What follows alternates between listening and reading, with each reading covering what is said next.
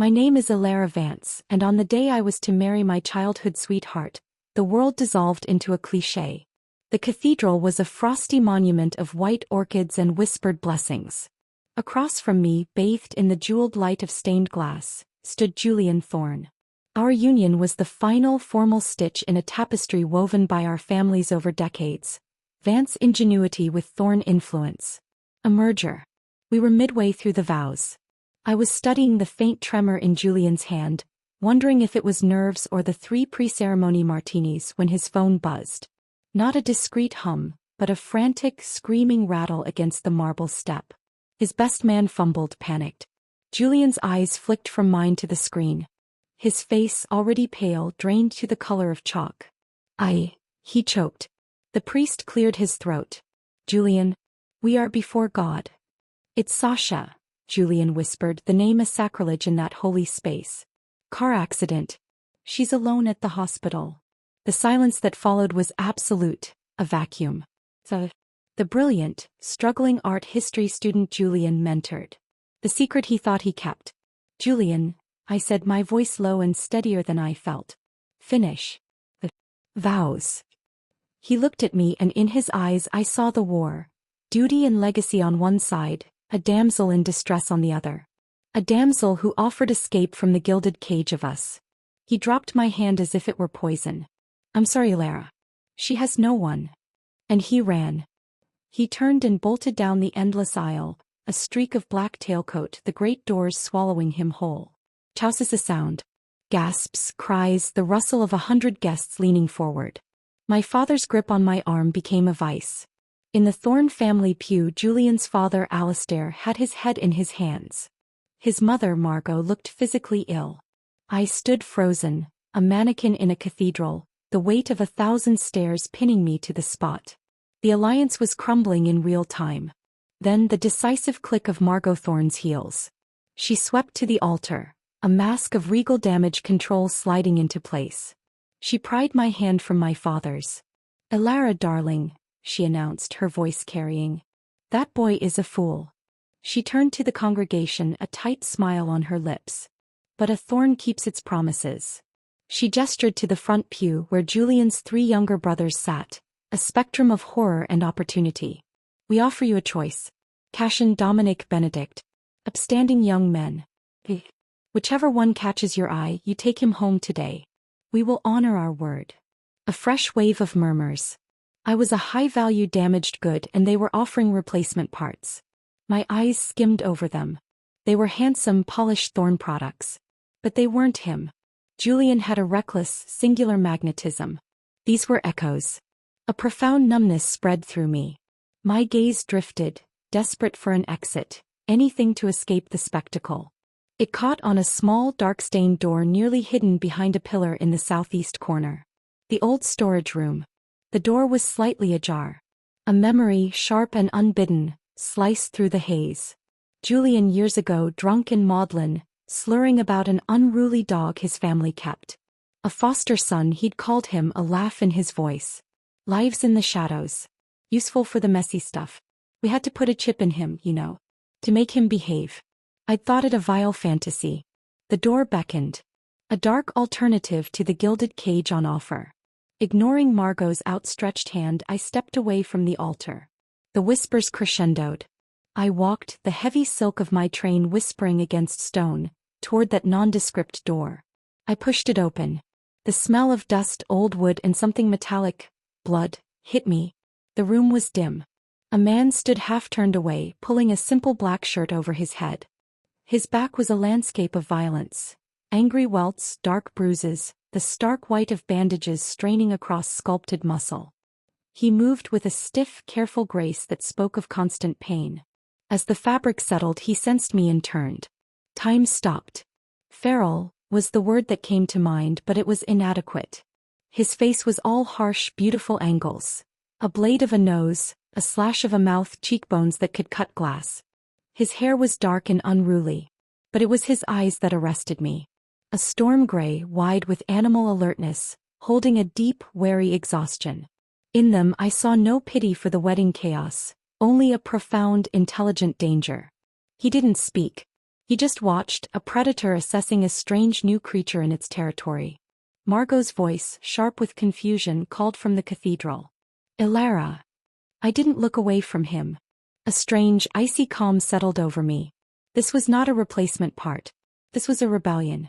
A choice for the wild, uncomfortable truth over the polished, gilded lie. I turned back to the crowded nave.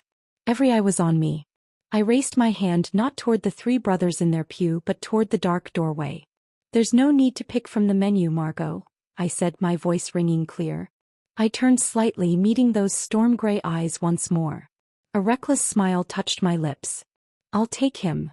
The silence that followed my declaration was profound, a vacuum that swallowed the last vestiges of whispered gossip. For a moment the entire cathedral seemed to hold its breath. Then sound rushed back in. A wave of gasps, choked exclamations, the rustle of 100 bodies shifting forward in their seats.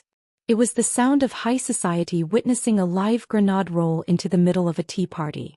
My father's face was a frightening shade of puce. Ilara, have you lost your mind? He hissed, the words barely audible but carrying the force of a shout. Margot Thorne's regal composure didn't just crack, it shattered. Her perfectly painted lips parted, then twisted into a snarl of pure, undiluted horror. Ilara, don't be absurd. Her heels struck the marble like gunshots as she closed the distance between us. She didn't touch me, but her presence was a wall of outrage. That is not a son. That is Kaelin. He spat the name as if it were a curse. A ward. A foster placement. He assists with family security matters. The euphemism hung in the air, heavy and ugly. He is not part of this. He is not part of anything like this. I didn't move from my spot guarding the doorway. Behind me I could feel Kaelin's stillness, a charged silence that felt more potent than any sound. He hadn't retreated back into the room, nor had he stepped forward. He was a statue in the threshold, a living boundary between their world and whatever this was. He bears the Thorn name, doesn't he? I asked, my voice deceptively mild, the calm at the eye of the hurricane I had created. A foster son is still, legally and publicly, a son. You offered me a choice of Thorn sons. I've made my choice.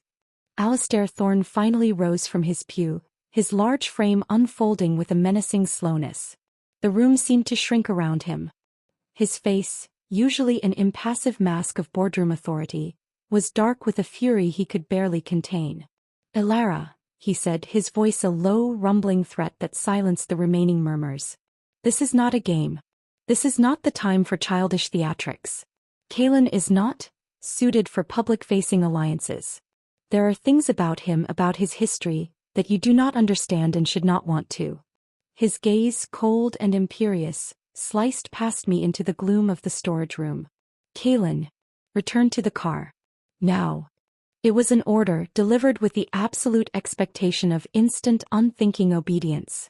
The kind of command that had probably governed every moment of Kaelin's life within these walls. I felt the air behind me change. A minute tightening, a sense of coiled energy being forcibly restrained. But he didn't move. He didn't make a sound. That silent defiance, that refusal to obey in the face of Alistair Thorne's direct command, was more shocking to me than if he had shouted. It was a spark in the numbness that encased me. Margot, mistaking my gaze for wavering, seized my arm. Her fingers were like chilled steel. Ilara, look at me. Step away from him. He is dangerous. He's unpredictable. Before Alistair took him in, he lived like an animal. The things he did to survive, they don't bear repeating in a house of God. He manages the rougher aspects of our business. The aspects of Vance Heiress should never need to know exist, let alone associate with. She spoke of him with a visceral disgust, as if describing a rabid creature they kept chained in the basement for protection but were ashamed to feed. He was a necessary evil, an unclean tool. Her words painted a picture that aligned horribly with Julian's drunken confession. The tool. You point him and he bites. I looked from her furious, fearful face to Kaelin's bruised, impassive one in the doorway. In his eyes I saw no plea, no expectation. I saw only that deep, weary vigilance and a flicker of something else. A bitter recognition. He knew his role in their narrative. He was the monster in their closet, and I was foolishly trying to invite him to the ball. The choice crystallized, hard and clear as diamond. It was no longer just about spiting Julian or shocking the crowd. It was about rejecting the entirety of their system. A system that produced beautiful, cowardly men like Julian and then scarred, used creatures like Kaelin to do their dirty work. A system my own family was deeply complicit in.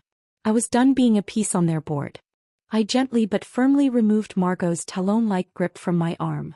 If this security detail is the only thorn with the spine to stay in the room after the main attraction flees, then he's the only one I'm interested in. I met Alistair's furious gaze.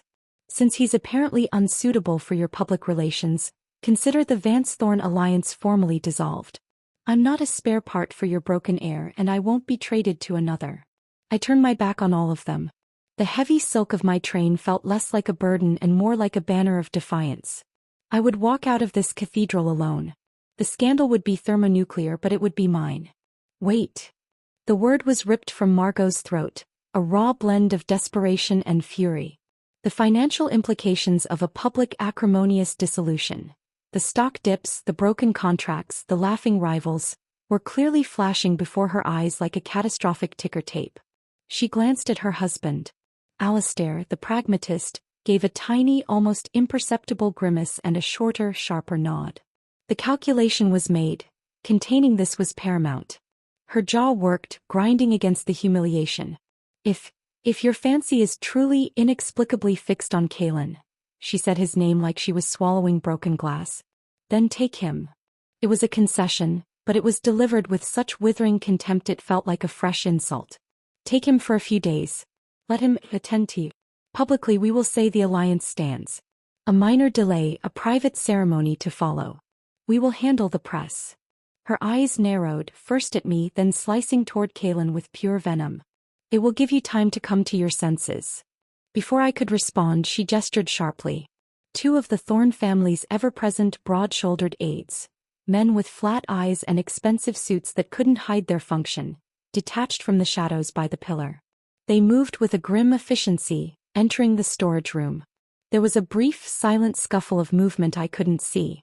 Then they marched Kaelin out, each gripping one of his arms above the elbow. He came without visible resistance.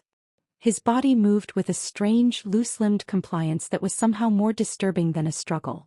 It was the submission of something that had long ago learned the futility of fighting certain battles. They positioned him directly in front of me, under the full glare of the chandeliers and 1,000 staring eyes. Up close, his height was intimidating. I had to tilt my head back. The wedding lights were unforgiving, illuminating every detail. The fresh scrape on his jaw, the dark shadows of exhaustion beneath his lashes, the stark white of the bandages peeking above his collar. He held himself perfectly still, a mannequin of muscle and pain, but I could see the rapid rhythmic flutter of his pulse at the base of his throat, the only betrayal of any inner turmoil. Well, Margot snapped the word at him, her voice like a whip. Miss Vance has done you the extraordinary dishonor of noticing you. Are you deaf? One of the aides, perhaps interpreting her tone as an order for demonstration, acted. It wasn't a gentle nudge. It was a brutal, focused kick delivered with precision to the back of Kaelin's right calf, aiming for the nerve. The sickening thud of his kneecap hitting the unyielding marble echoed in the hushed space. A sharp, hissed breath escaped his clenched teeth, the first sound of pain I'd heard from him. His body sagged, then locked as he forced himself to stay upright on one knee, his head bowed, his knuckles white where he braced a hand against the cold floor. Is he hurt? I asked, my voice dangerously quiet. Margot waved a dismissive, beautifully manicured hand. It's nothing. Kaelin is durable. Not like my other boys. He's built to take it. He heals fast. She leaned closer to me, her voice dropping to a conspiratorial, oily whisper that made my skin crawl. As long as you don't go for a kill shot, there won't be a problem. Think of him as a stress reliever. A living, breathing punching bag. Heaven knows you've earned the right today. He was giving me his user manual. His tolerances. His purpose. As she turned back to his kneeling form, her voice hardened into pure command. For someone of your origins, catching Miss Vance's eye is a blessing you did nothing to deserve and will never comprehend. You will spend the next few days learning how to please her. You will be obedient. You will be silent. Do you understand? He gave a single stiff nod, his eyes fixed on some invisible point on the floor between my feet. On her way out to confront the bank of cameras undoubtedly gathering outside, Margot stopped beside me. From her sleek clutch, she produced a small, oddly heavy silk pouch and pressed it into my palm with a grim, knowing smile. A wedding gift, of sorts. For managing difficult assets. Consider it a toolkit. Then she was gone, sweeping her shell-shocked family out through a side door, leaving me alone in the rapidly emptying cathedral with a kneeling, injured man and a pouch that felt like it contained live coals. The few remaining staff and straggling guests averted their eyes, scurrying away. The show was over, but the aftermath was a minefield. I looked down at Kalen. He hadn't moved. The pouch in my hand seemed to burn. I loosened the drawstring with numb fingers and tipped its contents onto my palm. A small, cruel-looking whip with a braided leather handle. A pair of slim, silver handcuffs, cold and elegant. A vial of clear oil. Nausea hot and sudden rose in my throat. I dropped the items as if they were venomous serpents. They clattered on the stone, obscene in their symbolism. I bent then, ignoring the protesting creak of my corset and the absurd weight of my gown. I didn't try to touch him to help him up. I just knelt too, putting my eyes level with his downcast ones. "Can you stand?" I asked, my voice barely a whisper. He didn't look at me for a long moment. Then slowly, agonizingly, he pushed himself up. His right leg trembled violently, refusing to take his full weight. He shifted, using the wall for support, his face a mask of controlled agony. "Come on," I said, rising myself. I didn't offer my arm. I simply turned and began the longest walk of my life. Back down the aisle I was supposed to have floated down as a bride, now traversed as a pariah with a limping shadow. The whispers of the cleaning staff starting their work were like ghosts at my back. I led him out through a side entrance used for deliveries, the cold evening air a slap after the incense-heavy warmth of the cathedral. My town car was idling in the alley, my driver, Leo, a man of granite loyalty and impeccable discretion, staring rigidly ahead. He didn't blink when I opened the door and gestured for Kalen to get in. The ride to my family's seldom-used city townhouse was conducted in a silence so complete it was a physical presence. Kalen sat as far from me as the luxurious interior would allow, pressed against the door, his body held in a rigid line of what I now understood was constant, vigilant control. He stared out the window, his reflection a ghostly, sharp-cut profile against the passing city lights. He didn't speak. He didn't ask where we were going. He didn't look at me. He was a prisoner being transported to a new cell, and he had accepted his fate. When we arrived at the stark modern townhouse in a quiet, moneyed lane, I led him inside. The air was cold, the furniture shrouded in dust covers. It was a mausoleum of my family's taste, not a home. I headed for the master suite on the second floor, the room with the best locks, the heaviest door, the most distance from the street. A safe space, I thought idiotically. He followed, his footsteps utterly silent on the polished wooden stairs, a predator in a museum. In the room I finally turned to face him. I shrugged off the heavy wedding coat I'd thrown on, standing before him in just the elaborate beaded bodice and vast skirt, feeling suddenly vulnerable and absurd. "Do you know why I brought you here?" I asked, the question hanging in the cold air between us. He finally lifted his gaze from the floor. It traveled slowly up, taking in the room, the large bed, me. There was no curiosity in it, only a bleak, bone-deep understanding. When his eyes met mine, they held a resignation so complete it was soul-crushing. "I know," he said. His voice was lower and rougher than I'd imagined, scratched from disuse or from stifling sounds of pain. He looked away again, a deliberate gesture of submission. "The miss wants to do anything. She can." A pause, then the words flat and factual. "I'm durable. I can take it." The acceptance in that statement, the utter lack of hope, was worse than any protest. He had already slotted me into the role of another tormentor, another client for the Thorne family's brutal tool. The numbness that had protected me began to crack, revealing a raw, aching horror beneath. I didn't try to argue, to explain my chaotic, rebellious motives. Words were useless here. Instead, I walked into the ensuite bathroom without a word. I ran the hot water until it steamed, soaking a clean, soft washcloth. When I returned, he was still standing exactly where I'd left him, a statue of expectation. I pointed to the upholstered bench at the foot of the king-sized bed. "Sit. Please." A flicker of something, confusion, surprise, crossed his face so quickly I might have imagined it before the blank mask descended. He obeyed, moving to sit on the very edge of the bench, his back ramrod straight, as if touching more of it would be a presumption. I moved behind him. The cheap black cotton of his shirt was thin. In the bright, unforgiving light of the bedroom chandelier, I could see where dark, damp patches had stuck the fabric to his skin. Blood. My stomach lurched. "This will hurt," I said softly, more to myself than to him. I started at the hem, gently peeling the fabric away from his lower back. Where it was glued with dried blood, I pressed the warm, wet cloth against it, letting it soak through. I worked as carefully as I could, my fingers trembling. He didn't flinch. He didn't make a sound. His breathing remained deep and eerily even, a meditative control over his body's reactions. If it had been Julian with a scraped knee, there would have been flinching, complaints, demands for the best doctor. Kaylin endured in absolute silence. As the shirt finally came away, I had to press a hand to my own mouth to stifle a gasp. The map of damage was staggering. It wasn't just the fresh, livid welts from today's punishment. His back was a palimpsest of violence. Old, silvery scars formed a cross-hatched grid over the muscle. A cluster of small, perfectly circular burns, cigarette burns, marred the skin near his left shoulder blade. The puckered, ugly smile of a healed knife wound slashed across his lower ribs. And just above the waistband of his trousers, to the left of his spine, was a small raised lump under the skin. It was an unnatural shape, and the light caught a faint metallic gleam at its center. Julian's drunken, callous story was real. A cold, hard fury began to crystallize in my gut, burning away the last of my shock. My fingertips, holding the cloth, brushed against a massive purple-black bruise blooming across his ribs. How did this happen? The question was out before I could stop it. His entire back went rigid, every muscle locking into place as if electrocuted. His breathing hitched just once, a sharp intake before he forced it back to that terrible, even rhythm. Several seconds passed.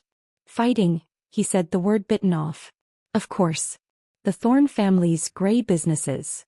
The debts that needed collecting, the competitors who needed discouraging, the deals that needed enforcing in back alleys instead of boardrooms. They entangled men who lived by the blade, where disputes were settled with fists and broken bottles. Kaylin was their blunt instrument in that world.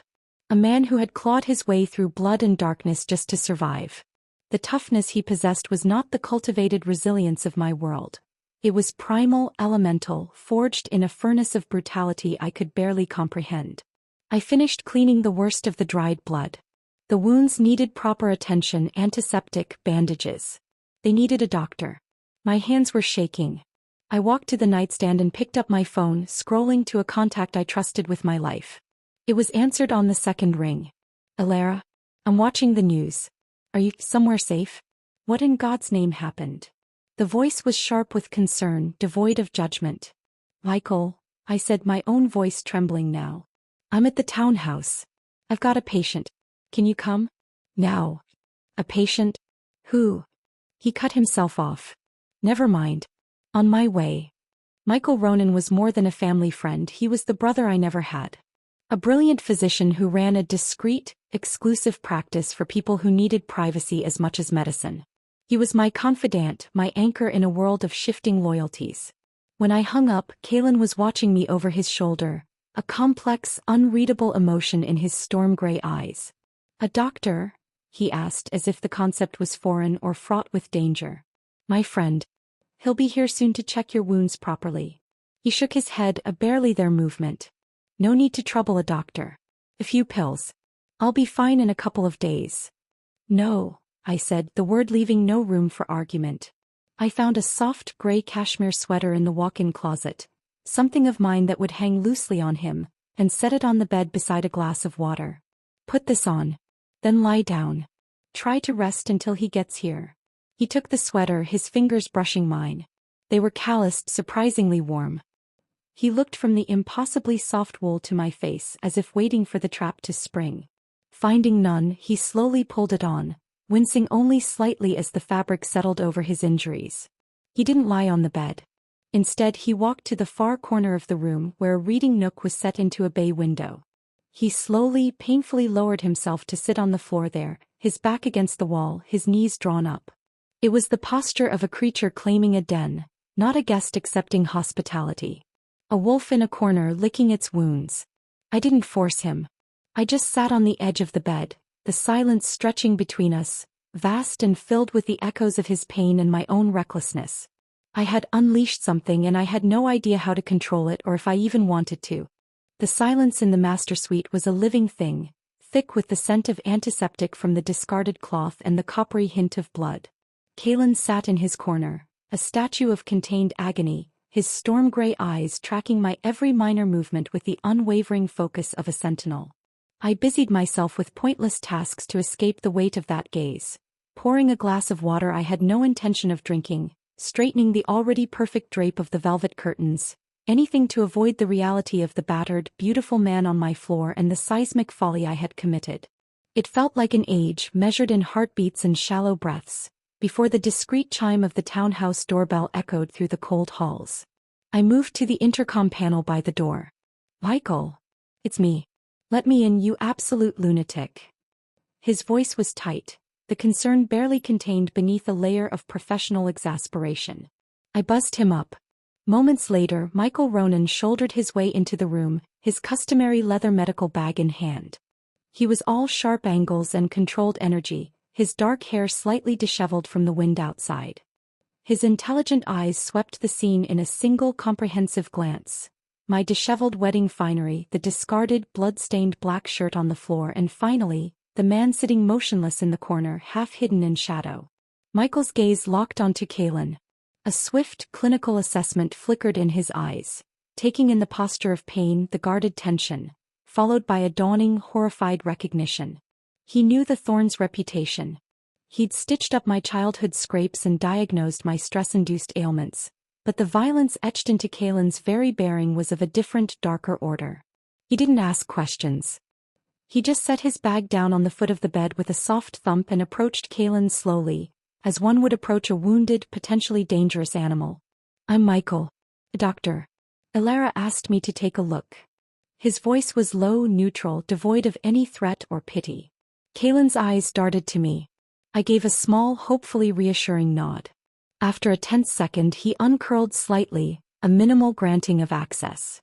Michael knelt beside him, his movements deliberate and calm. He carefully lifted the soft cashmere sweater, his breath catching almost imperceptibly as the full extent of the damage was revealed under the direct light. I saw his jaw tighten as he probed gently, his fingers checking for the give of broken ribs, assessing the depth of the welts, pausing over the ominous, unnatural lump of the implant. "Help him onto the bed," Michael said to me, his voice clipped, all business. Together we guided Kalen to lie face down on the crisp linen sheets. He complied stiffly, his body a tense line of resistance against the vulnerability of the position. Michael worked with swift, efficient grace, his hands sure and gentle. He cleaned the wounds with antiseptic that must have burned like fire, applied sterile dressings to the worst areas and prepared a syringe. "Broad-spectrum antibiotic," he murmured mostly to himself as he injected it. Through it all, Kalen didn't utter a sound. Only the white-knuckled grip of his hands on the bedsheets and the fine sheen of sweat that bloomed on his temple and the back of his neck betrayed the agony. "Fortunately, it's all soft tissue damage," Michael announced finally, closing his bag with a definitive click. His voice was deliberately light, but his eyes, when they met mine, were dark with a worry that went beyond the physical. "Badly bruised ribs, significant contusions. Nothing's broken. He needs rest. No strenuous activity. At all." He handed me 2 small bottles. "Painkillers and anti-inflammatories. They're strong. Follow the dosage exactly. He shouldn't drive or operate machinery." Only when Michael declared him not in immediate mortal danger did I feel the iron band of anxiety around my own chest loosen a fraction. I walked Michael out to the hallway, pulling the heavy bedroom door shut behind us, leaving Kalen in the quiet dimness. In the shadowed hall, Michael's professional composure evaporated. He turned on me, his voice a low, vehement whisper. "Elara, what in the ever-loving hell are you thinking? Are you trying to get yourself killed? Who is he?" "His name is Kalen. The Thorns' foster son. I know what he is." Michael ran a frustrated hand through his hair. I've seen wounds like this before. Not in my usual practice but in the ER rotations. Blade cuts, cigarette burns, puncture marks from fine needles. And that chip, Alara. That's not a medical device. That's a control implant. The kind they use on assets in the gray markets. The thorns are only keeping him alive because he's useful to them. They'll dispose of him before long, once he's outlived his usefulness or becomes a liability. Why would you bring that into your home? Why would you chain yourself to that? I leaned against the cool plaster of the wall, suddenly exhausted to my bones. I saw what they did to him today, Michael. In front of hundreds of people. They kicked him to his knees like a dog. Margot Thorne handed me a bag of torture toys as a wedding gift. She called him a stress reliever. Michael paled, his anger momentarily stifled by disgust. I get that you're furious. Julian is a spineless piece of work and the Thorns are monsters. But this isn't the way. Don't gamble with your safety to get back at them. Kalen isn't like other people. He's a product of that world. He's been conditioned for violence and survival in ways you can't imagine. You can't predict what he'll do, what might trigger him. I thought of the bleak resignation in Kalen's eyes, the way he'd accepted his fate without a whimper. He had a chance to hurt me in the car. He didn't. He could have refused to come. He didn't. That doesn't mean he won't, Michael insisted, his voice urgent. Trauma like that, it rewires a person. He could snap. He could see a threat where there isn't one. That chip might be the only thing that's been holding a very dangerous instinct in check. I offered him a tired, brittle smile. I'll be careful. I promise. Michael sighed, recognizing the stubborn set of my jaw he'd known since childhood. He knew he'd lost the argument. He handed me the small paper bag with the medications. Call me. For anything. Day or night. And Alara, lock your door tonight. After he left, the heavy silence of the townhouse descended again, now magnified by his warnings. I stood outside the bedroom door for a long minute, my hand on the cold knob, gathering my courage. When I pushed it open, my heart stuttered. Kalen wasn't on the bed. He was standing just inside the doorway as if he'd been waiting, listening. The night wind from the partially open window lifted the edge of the fresh bandage on his chest. He was holding the roll of medical tape Michael had used. Kalen, I said, startled. Why are you out here? How long have you been there? A chill that had nothing to do with the draft went through me. How much had he heard? The doctor forgot this, he said, his voice a gravelly whisper in the quiet room. He held out the tape. His gaze was fixed on a point somewhere near my shoulder. You can give it back next time he comes. I took the roll, our fingers brushing. His were warm, the calluses rough against my skin. Come back inside. It's cold. The late autumn wind did bite through the thin silk of my underdress, but Kalen didn't cross the threshold back into the relative warmth of the bedroom. He stood on the dividing line between the hallway and the room, a man caught between spaces. If you're afraid of me, he said, the words sounding rote, rehearsed for a different audience in a different hell, I can sleep outside. His eyes, when they finally met mine, were utterly devoid of hope. It was a simple statement of fact. A solution to a problem he assumed he represented. When I didn't immediately answer, his gaze dimmed further, as if a final candle had been snuffed out. He pointed past me down the hall toward the grand staircase. If that's not far enough, I can sleep there. His finger indicated the ornate wrought iron radiator cover tucked into an alcove under the stairs. It was a dusty, cramped space, dark and forgotten. A place not even a cherished pet would choose. The image shattered something fragile inside me. This wasn't just submission. This was a soul-deep understanding of his own perceived worthlessness, an internalized belief that he belonged in the shadows, in the places meant for things, not people. I took a step toward him, closing the distance between us. The air seemed to thicken. Will you hurt me? I asked, the question leaving my lips before I could censor it. He looked genuinely perplexed, as if the question was nonsensical. Then he shook his head once, a firm, decisive movement. No. Then I'm not afraid of you. I reached out, took his wrist, his skin was fever-warm under my touch, and gently drew him back into the bedroom, shutting the door firmly against the chill of the hall. Michael's hourly rate is astronomical. You will treat the body he just spent an hour patching up as if it's a valuable asset. Because it is. Because of his injuries and Michael's strict instructions, I led him to the spacious side bedroom connected by a Jack and Jill bathroom. I found more soft clothes, sweatpants and a hoodie that would hang loosely on his frame, and set them on the bed alongside the medications and a fresh glass of water. Try to sleep. The pills will help. He just nodded, that same silent, watchful acknowledgement. Retreating to the master suite, I felt a wave of exhaustion so profound it was dizzying. I peeled off the heavy, beaded wedding gown with a sense of surreal relief, leaving it in a heap of silk and pearls on the floor, a relic of a dead day. I stepped into a shower so hot it turned my skin pink, but the water couldn't wash away the images. The kick, the thud, the bleakness in his eyes. Wrapped in a thick silk robe, I collapsed into the massive empty bed. The expanse of it yawned around me, cold and isolating. I scrolled my phone numbly. The Thorns had acted with their customary ruthless efficiency. The news was already sanitized. The company's official social media feeds had posted a single carefully curated photo. Me in my wedding dress, my hand tucked into the crook of a man's arm, the shot taken from behind. The man was faceless, a tuxedoed shape. Could have been Julian or Cashin or a mannequin. The caption read, "Celebrating a joyous union." More details to follow. The comments were a flood of assumed congratulations for me and Julian. The hypocrisy was a bitter taste. I put the phone down and closed my eyes, but sleep was a distant country. My mind was a riot of replaying scenes and Michael's warnings.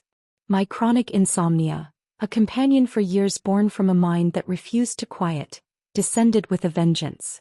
The silence was no longer just quiet. It was a roaring void.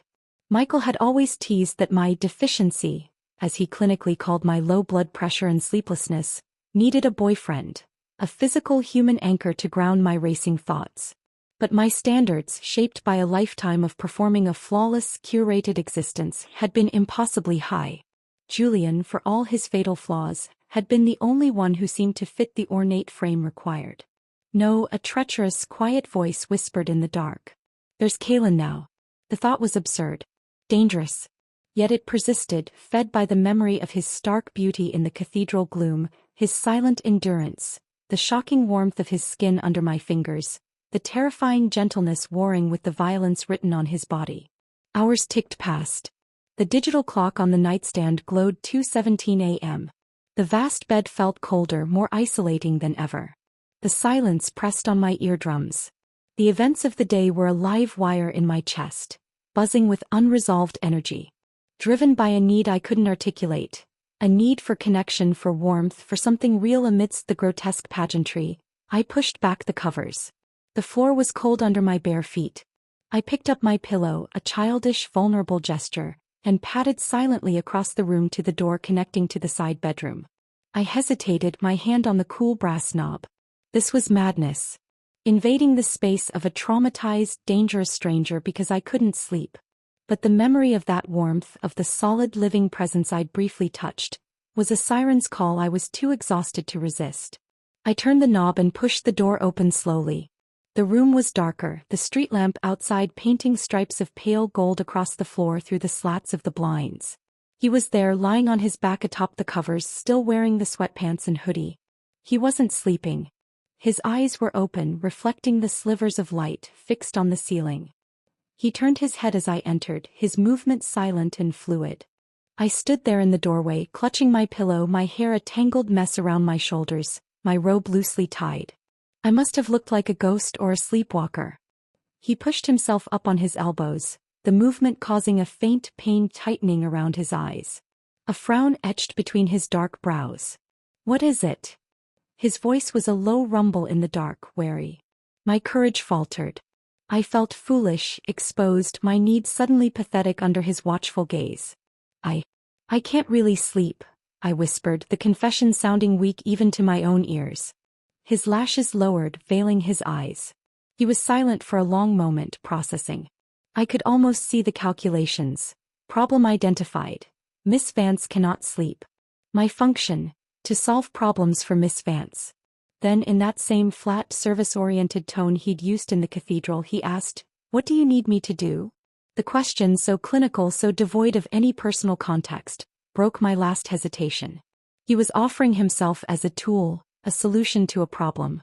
It was the only language he'd been taught, the only currency he understood. I took a step closer to the bed. I trailed off, tongue-tied, my face burning.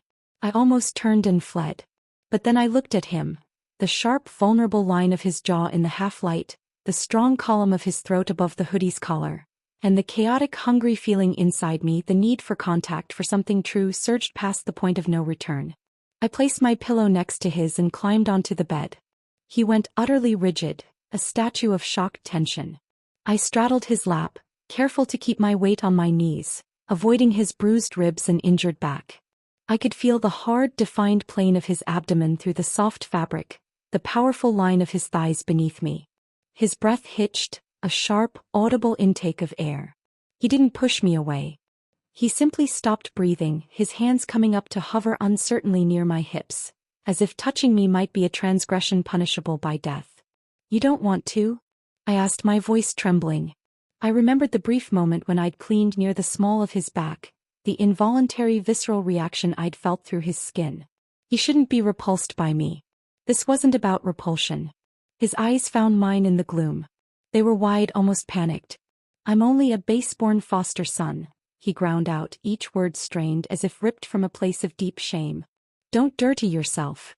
The self-loathing in that statement was a physical blow. His Adam's apple worked as he swallowed hard. Before he could say more, before he could retreat further into that abyss of unworthiness, I leaned down and pressed my lips to the frantic pulse at the base of his throat.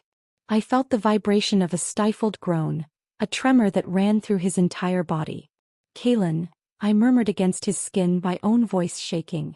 "You're not dirty at all." He was trying so hard not to hurt me, his muscles coiled with the immense effort of restraint. His hands finally settled on my waist, not to push me away but to hold me, his touch terrifyingly gentle, as if I were made of glass. He let me explore, my lips mapping the faint scar on his brow, the severe line of his cheekbone, finally finding his mouth. His lips were chapped, hesitant at first, frozen in shock. Then they yielded with a hunger that matched my own, a hunger so long denied, so deeply buried under layers of pain and control, that it felt like desperation. He was careful, so painfully, heartbreakingly careful.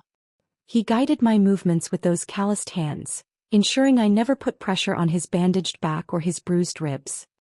He took his cues from my touch, responding with an intensity that was both fierce and meticulously controlled. I was careful too, mindful of every injury, touching him not as a durable tool, but as something fragile and precious, a masterpiece of survival covered in cracks. Even so, when his control finally fractured, it was with a choked-off sound that was equal parts agony and ecstasy, a release that seemed to surprise him as much as it did me. He buried his face in the curve of my neck, his breath scalding hot against my skin, his arms wrapping around me with a fierceness that stole the air from my lungs. Afterward, in the sweaty, tangled quiet, he was silent for a long time. I could feel the frantic beat of his heart gradually slowing against my chest. Then he shifted, reaching for the box of tissues on the nightstand. He cleaned my hands with a meticulous, almost frantic attention, wiping them over and over with a fresh tissue, as if he could erase what he perceived as their contamination, the evidence of his own base needs. His long lashes were lowered, his expression clouded with a deep, shaming regret. "Don't do that again," he whispered, his voice raw, shattered. "I can take anything. You shouldn't have to." I stopped his hands, lacing my fingers with his, stilling their frantic motion. Then I turned in his arms, my back to his chest, and hugged his lean waist, snuggling into the solid, relentless heat of him. The scent of him, clean sweat, antiseptic, and something uniquely, essentially male, filled my senses, a strangely comforting anchor. "Kaylin," I whispered into the dark, my own body beginning to relax for the first time in what felt like years. "Because of you I slept. I will sleep. It's the best I've felt in years." He didn't answer. But his arms tightened around me, and after a moment, his forehead came to rest gently against the back of my head. His breathing slowly evened out, deepening into the rhythms of true sleep. Held in the protective cage of his body, surrounded by his warmth and his silent, bewildered protectiveness, the chaotic static in my mind finally stilled. The live wire in my chest short-circuited into a hum of contentment. The vast bed no longer felt empty. For the first time in over a decade, I fell into a deep, dreamless, and utterly peaceful sleep. I awoke to a sensation so foreign it took me a moment to recognize it. profound cellular rest. My consciousness surfaced slowly, like rising through layers of warm, tranquil water. The first thing I became aware of was heat, a solid, steady warmth against my back and the heavy, possessive weight of an arm slung across my waist, anchoring me. Kalen's breathing was deep and even, a rhythmic tide against the nape of my neck. The striped morning light painted our tangled legs in bands of gold and shadow. I lay perfectly still, absorbing the reality of it. His body was a fortress around mine, his touch in sleep both intimate and protective. This was peace. This was safety. It felt stolen, illicit. A secret prize wrested from the heart of yesterday's public disaster. Then the world intruded. My phone rang, a shrill, insistent trill from the nightstand on Kalen's side of the bed. The sound was a violation. He stirred immediately, the arm around me tensing. I burrowed deeper into the warmth of his chest, a childish, futile attempt to block it out. "Kalen," I mumbled, my voice thick and slurred with sleep. "See who it is." I felt him shift, reaching over me. A moment of silence, then his voice, morning rough and close to my ear. "Julian." The name was a splash of ice water. The real world, with its betrayals and messy consequences, came flooding back. I tipped my head back to look at him. His gray eyes were clear, watchful, holding no trace of sleep. He'd been awake for a while, just holding me. I reached for the phone, but my arm protested violently, a deep aching soreness in the muscles of my shoulder and bicep. I winced, letting it fall back uselessly onto the sheets. The memory of the previous night's activities, of my own hungry exploration of his body, washed over me with a hot blush. "Answer for me," I said, my voice still husky. "Put it on speaker." He did, his thumb brushing the screen. The moment the call connected, Julian's voice filled the room, too loud, too familiar, a ghost from a life that already felt distant. "Alara? Are you home? I've been ringing your bell forever. You never sleep in." His tone was a weird blend of aggrieved and wheedling, the voice of someone used to my compliance. I glanced at Kalen. In the cool, honest light of morning, the marks on his neck and collarbone were stark evidence. Faint bruises from my lips, a small, healing scrape. Proof of my rebellion. My cheeks heated further. What had I done? "What do you want?" I asked, my voice gaining an edge. "Open the door first," Julian insisted, pressing. "We need to talk. I've been out here for an hour." I drew a sharp breath and started to disentangle myself from Kalen's chest, to go deal with the mess I'd left at the altar. As I moved, Kalen's hand, still holding the phone, trembled just slightly. He shifted his weight, and a soft, unmistakable, sleepy male cough, the kind that comes from a chest used as a pillow, vibrated through the receiver. Julian heard it immediately. His voice changed, all wheedling softness evaporating, hardening into something shocked and brittle. "Someone's there with you." My drowsy warmth vanished, burned away by a sudden, clarifying spike of adrenaline. Both my hands were still splayed on Kalen's hard abdomen. I didn't hurry to move. I ignored Julian and looked straight at Kalen. Last night's face, flushed with surrender and a kind of shattered wonder, had been beautiful. But this face, sleep-softened, marked by my claiming, now wearing a look of dawning, horrified comprehension at what Julian had just heard, was beautiful in a different, more devastating way. He looked caught, exposed, vulnerable in a manner that had nothing to do with physical strength. He avoided my gaze, staring at the phone as if it were a venomous snake. "Who's in your house, Alara?" Julian's voice shook with a building, incredulous rage. "You're usually playful, fine. But yesterday was our wedding. How could you?" I didn't give him the satisfaction of an answer. I reached over, my sore arm protesting, and pinched the call off. The silence that followed was loud and charged. "Kalen," I said, my voice now steady. "Where are my clothes?" When I swung my legs out of bed, my bare foot came down on a crumpled, used tissue from the nightstand. I nearly slipped. A strong arm shot out and scooped me back onto the mattress, against a wall of warm, tense muscle. The tips of Kalen's ears were tinged pink. "I'll find them," he said, his voice gruff. He climbed out, moving with a slight, favoring stiffness, and retrieved my discarded silk robe and underwear from the small disaster area on the floor. The robe was hopelessly wrinkled. Catching those soiled tissues in my peripheral vision, a flash of hot disgust at myself, at the situation, at Julian's intrusion, washed over me. I was a Vance heiress and my bedroom looked like a frat house after a party. Are your hands sore? Kaylin asked quietly, noticing me rubbing my aching wrist. I remembered the moment last night just before that final intimate step, when he'd gripped my waist and pulled away at the last instant. The miserable, conflicted look on his face. Let me help you, he'd said, his voice tortured. Afterward, he'd wiped my hands with a devotion that felt like penance. I'm fine, I said, pushing the memory away. It was too raw, too connected to his shame. I hugged his lean waist from behind, pressing my face between his shoulder blades, inhaling his scent. Because of you, I slept like a rock last night. It's the best sleep I've had in years. He stood very still, absorbing the words, then gave a single stiff nod. I showered, the hot water soothing my sore muscles. By the time I remembered, Julian might still be lurking outside, dressed in jeans and a simple sweater. Over an hour had passed. The late morning sun was mercilessly bright. I went downstairs and peered through the discreet security monitor by the front door. He was there on the front steps, looking travel-worn and agitated. He'd clearly come straight from wherever he'd been with Sasha. His usually impeccable shirt was wrinkled and buttoned wrong, his hair unkempt. Taking a deep, fortifying breath, I opened the door.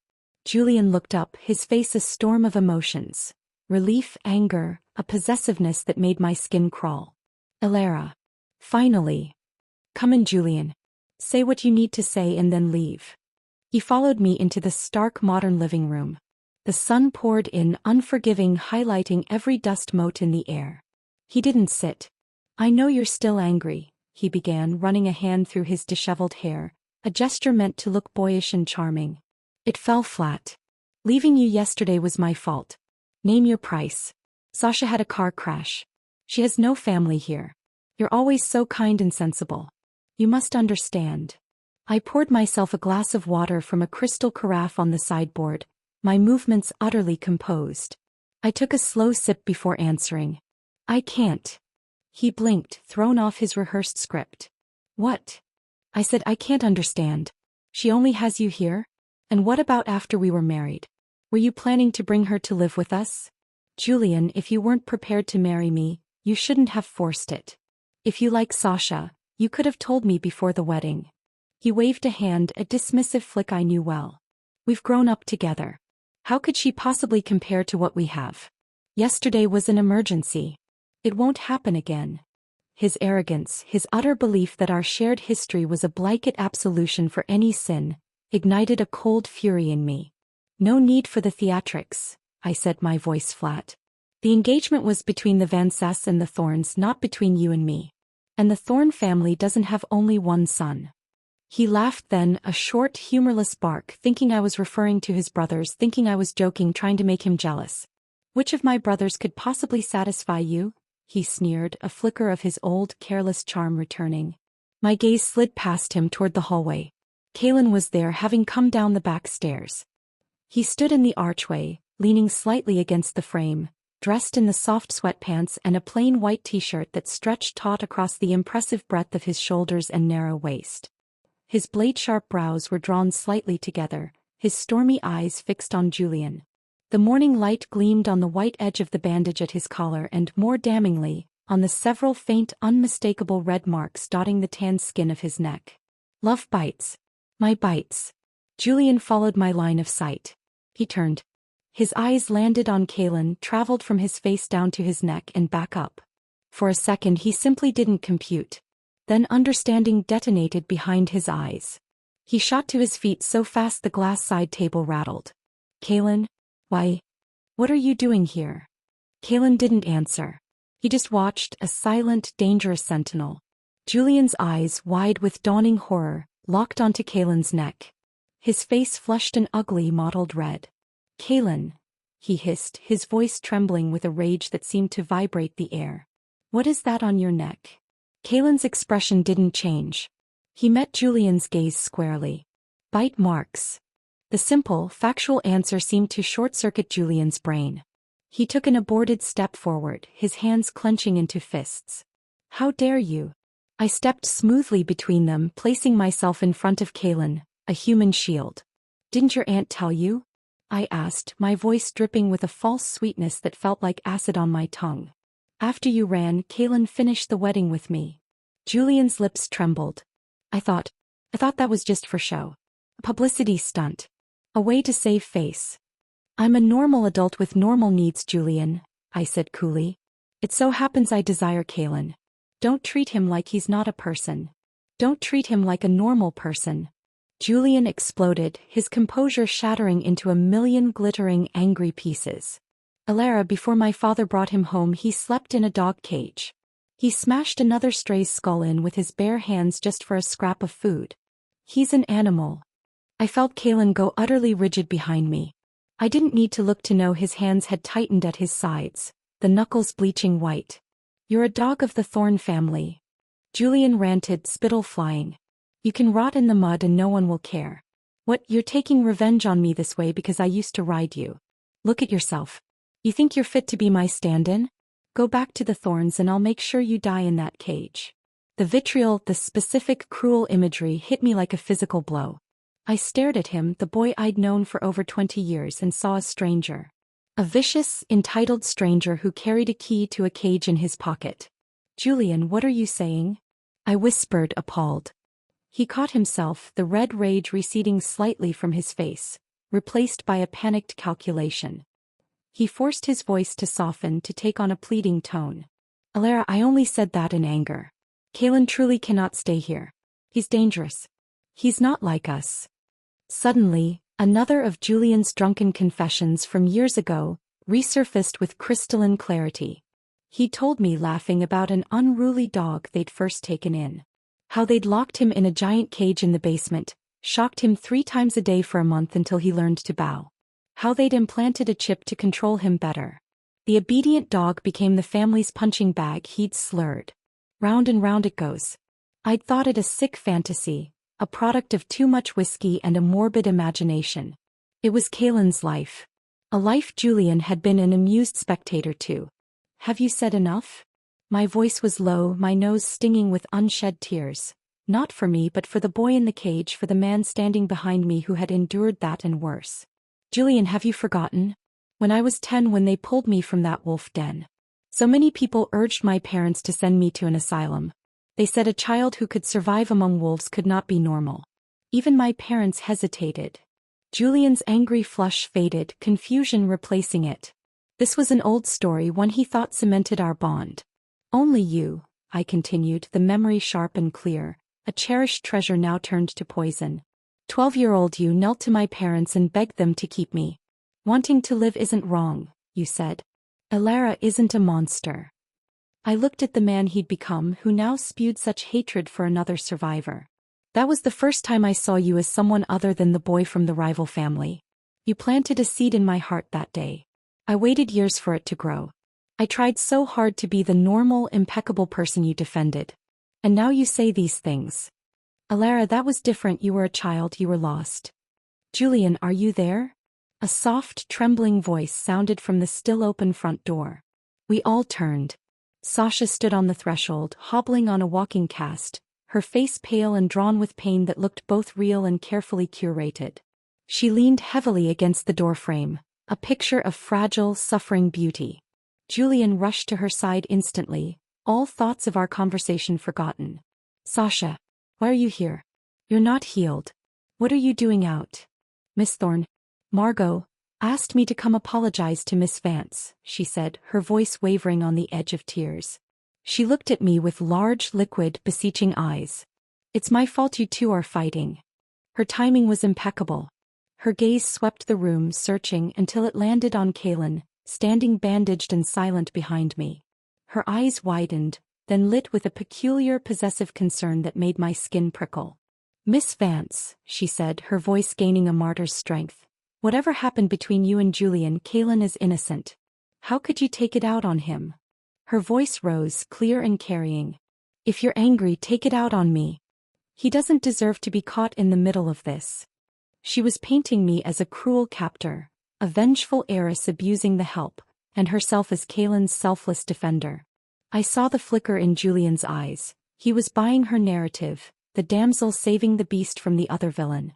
My fear wasn't for myself, but a sudden cold dread that Kaylin, so used to being a pawn in other people's games, might be swayed by her performance of compassion. I'd had enough.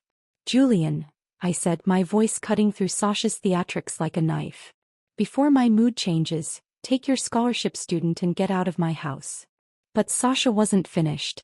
She focused on Kaylin, her expression one of pure, pleading empathy. So what if you're a Vance? You can't treat another life lightly. Forcing him to stay here against his will it's practically illegal. She was trying to appeal to his sense of injustice, to recruit him to her side. Even Julian, caught in her gravity, snapped. Sasha, why are you meddling in Kaylin's business?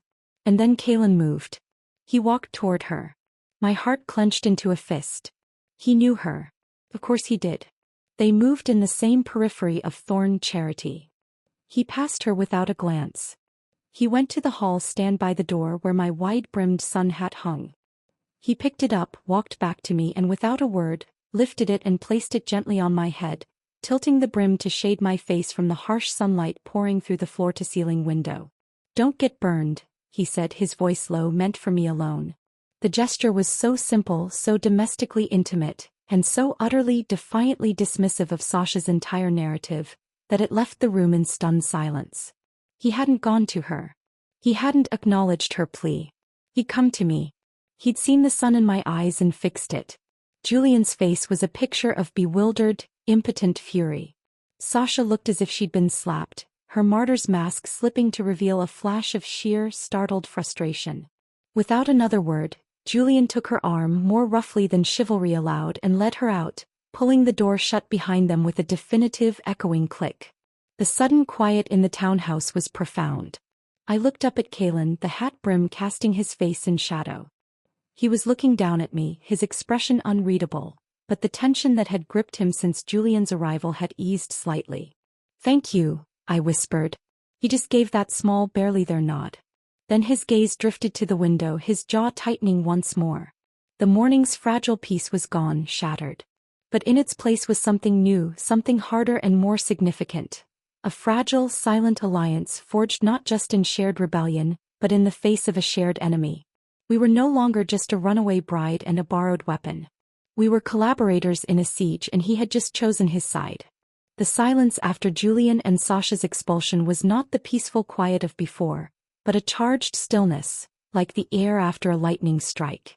Kaylin remained by my side, a solid, silent pillar, his gaze now fixed on the closed door as if expecting it to burst open again. The sun hat felt absurd on my head indoors, but I left it, a tangible symbol of his small, defiant act. Are you hungry? I asked, the mundane question feeling surreal. He shook his head, a minimal movement. I'll make something.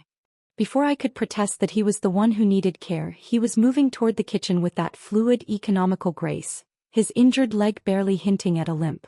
I followed, leaning against the cold granite of the island as he surveyed the near-empty sub-zero refrigerator and sparse pantry. This townhouse was a stage set, not a home. It contained the appearance of sustenance. He found eggs, some wilting spinach, a block of Parmesan. Without a word he set to work. He cracked eggs one-handed into a bowl, his movements precise and practiced, the muscles in his forearm flexing. He chopped the spinach with a chef's knife he located as if by instinct, his grip sure. I watched him, this dangerous, beautiful man, making a simple omelette in my sterile kitchen, the morning light gilding the bruises on his neck and the fierce concentration on his face. The surreality of it was dizzying. My phone buzzed on the counter. My best friend, Liana. Oh my God, Lair. The news is insane. The photo. Are you okay? Where are you? Her voice was a torrent of unfiltered concern, a lifeline to normalcy. I'm at the townhouse. I'm intact. Did you really? She lowered her voice to a conspiratorial whisper. The foster brother? The one Julian used to make those horrible jokes about. His name is Kaylin. A beat of stunned silence. You actually took him home? Julian must be having an aneurysm. Good. Serves him right for running. I always thought he was a wax figure with a trust fund. The way he looked at you sometimes, like you were a trophy he'd already won. Who knew he'd get tangled up with that professional damsel? Absolute trash. We talked for a while, the normalcy of her outrage soothing my frayed nerves. Eventually my stomach growled loudly, betraying me. Lena, I sighed, the sound heavy with exhaustion. I can't go out right now. Can you bring me some real food? And maybe some groceries. The engagement news was everywhere. Being photographed swanning around the city with the Thorns' infamous bruised foster son would ignite a media firestorm I lacked the energy to contain. Of course. I'll bring sustenance and get a look at this legendary Kaylin. 45 minutes. True to her word, Liana arrived, arms laden with bags from our favorite Italian deli and a grim, protective determination in her eyes. She swept into the living room, dropped the bags with a thud and stopped dead, her gaze locking onto Kaylin, who had emerged from the kitchen at the sound of the door. She clutched the giant foil-covered container of lasagna to her chest like a shield.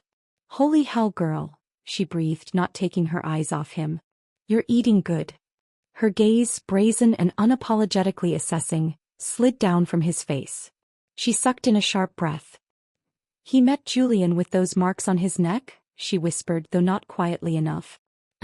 I confirmed, a strange, defiant pride mingling with my embarrassment. She gave me a wide-eyed, solemn thumbs up. Devastation level, lethal. We ate at the stark dining table, a strangely domestic scene. Kaylin sat at the far end, eating with a quiet, focused efficiency, his eyes constantly performing a subtle, sweeping surveillance of the room. The doors, the windows, me. Liana kept up a stream of chatter about mutual acquaintances and the latest gallery openings, but I could feel her watching him, studying the dynamic like a scientist observing a new species. After we ate, she followed me to my room while Kaylin cleared the table without being asked. The moment my bedroom door closed, she rounded on me. "Okay," she said, her voice low and serious. "He's stunning. I'll give you that. Aesthetically, he's a 10 out of 10 walking tragedy you want to fix. But Alara, maybe send him back." "Why?" She chewed her lip, a nervous habit. "He stared at you the whole time he ate. I can't place the look, but it's intense. It's not just attraction. It's hypervigilance. Every time I put more food on your plate, the way he looked at me, like he was calculating the threat level, like I might be poisoning you. It wasn't jealous. It was territorial. Protective in a way that felt a little feral. Like a guard dog that hasn't decided if the new person is a guest or an intruder." "You're overthinking it," I said, though a chill traced my spine. "Last time you thought that intern was into me, it turned out he just wanted me to invest in his crypto scheme." "This is different," she insisted, her eyes earnest. "He knows you. I mean, he watches you like you're the only fixed point in a spinning room. And you look at him like you've found something you didn't even know you were searching for. Something wild and real that makes all this," she gestured vaguely at the opulent, empty room, "feel like painted cardboard." I remembered the way he'd tended my hands the night before, the devastating gentleness warring with his shame. "I think he's very good," I said, the word inadequate. "You always trust the wrong people's instincts over mine," she sighed, but there was worry in her eyes, not judgment. We talked until deep into the night, the conversation a lifeline to the person I was before the altar. I asked her to stay over. He waved me off. I snuck out. If my darling arranged marriage husband-to-be realizes I'm here consoling his main business rival's scorned bride, he'll have a fit. The merger talks are tense enough. She opened the bedroom door and froze. Kaylin was standing right there in the hall as if he'd been waiting, a silent shadow. I pulled my robe tighter and stood. "Kaylin, it's late. Why aren't you sleeping?" "I saw your light was still on," he said, his voice low. His gaze shifted to Liana. "Is Miss Forrest staying?" The pressure in the air around him wasn't aggressive, but it was immense. A silent, potent demand for information, for control over the environment. Liana, who was never intimidated by anyone, actually wilted under it. "Oh no. No, I'll have my driver take me." She shot me a wide-eyed eye-told look that was half amused, half terrified, and practically fled. Watching her retreat, I frowned. Did she leave too fast? I mused aloud. Maybe her fiancé really is that scary. Once she was gone, the familiar, gnawing emptiness crept back in. The bed in the master suite felt vast and cold again. Deflated, I drifted into the hall, thinking of tea, of a book, anything to chase away the quiet. I saw Kaylin then, walking even slower than I was, his movements stiff with lingering pain. He was heading back toward the side bedroom. The memory of the deep, perfect sleep I'd found in his arms was a potent, physical ache. The fear Liana had tried to instill was there, a small, cold knot in my stomach, but it was drowned out by a deeper, more compelling need. For peace. For connection. For the absence of loneliness. For him. Suddenly I turned. My throat was dry. Kalen. He stopped and looked back, his face all sharp angles and shadowed planes in the dim hall light. Could you? I hesitated, my courage faltering. Could you sleep with me again tonight? I swallowed, the confession leaving me vulnerable. Can I touch you? His eyes darkened. The memory of last night, his hard-earned muscles under my questing fingertips, the shock of his response, hung between us. He'd been so tense, so shocked by the simple human pleasure of it. Okay, he answered after a long moment, his voice a gravelly whisper. Back in the master bed, nestled in the solid crook of his arm, I set my fingertips to the defined ridges of his abdomen, tracing them slowly, lightly. His skin was hot, the muscle beneath like forged steel. His lower abdomen tensed in a visceral answer to my touch, a sharp intake of breath hissing through his teeth. In the safety of the dark, with the rhythm of his heart under my ear, I found my courage. Come with me to the Thorn estate tomorrow. Something in his expression shifted, a subtle tightening around his eyes, a flicker of something that looked almost like loss. Are we going back for something specific? I missed the nuance, misinterpreting it as fear of returning to his tormentors. Julian is back, I explained. We should formalize the dissolution. Wrap up the alliance business cleanly. It's time to end the charade. He was silent for so long I thought he might refuse, might retreat into the safety of this strange dark bubble we'd created.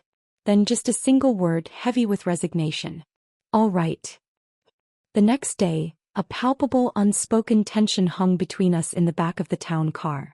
Kalen was dressed in the simple dark clothes I'd bought for him, a black cashmere sweater and trousers that did nothing to diminish his lethal elegance, only refined it.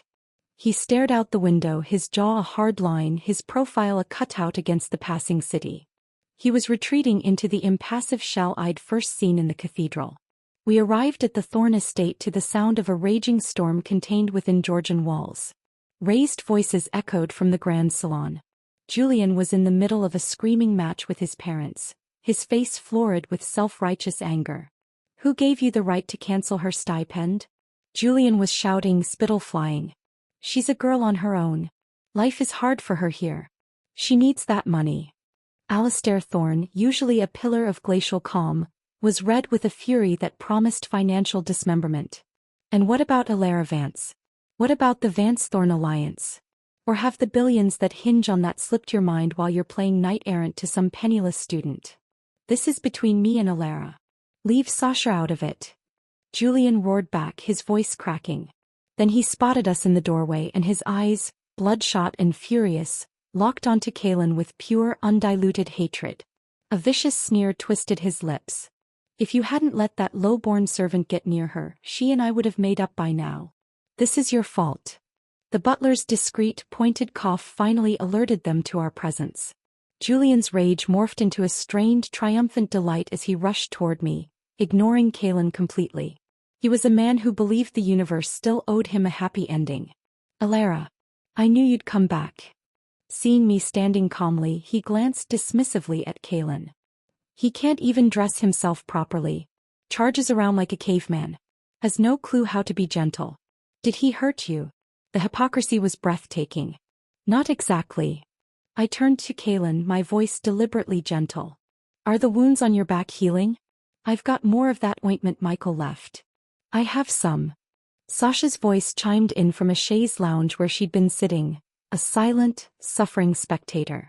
She hobbled forward, her gaze fixed on Kalen with a familiar, possessive concern. Let me put it on for you. You shouldn't have to rely on others.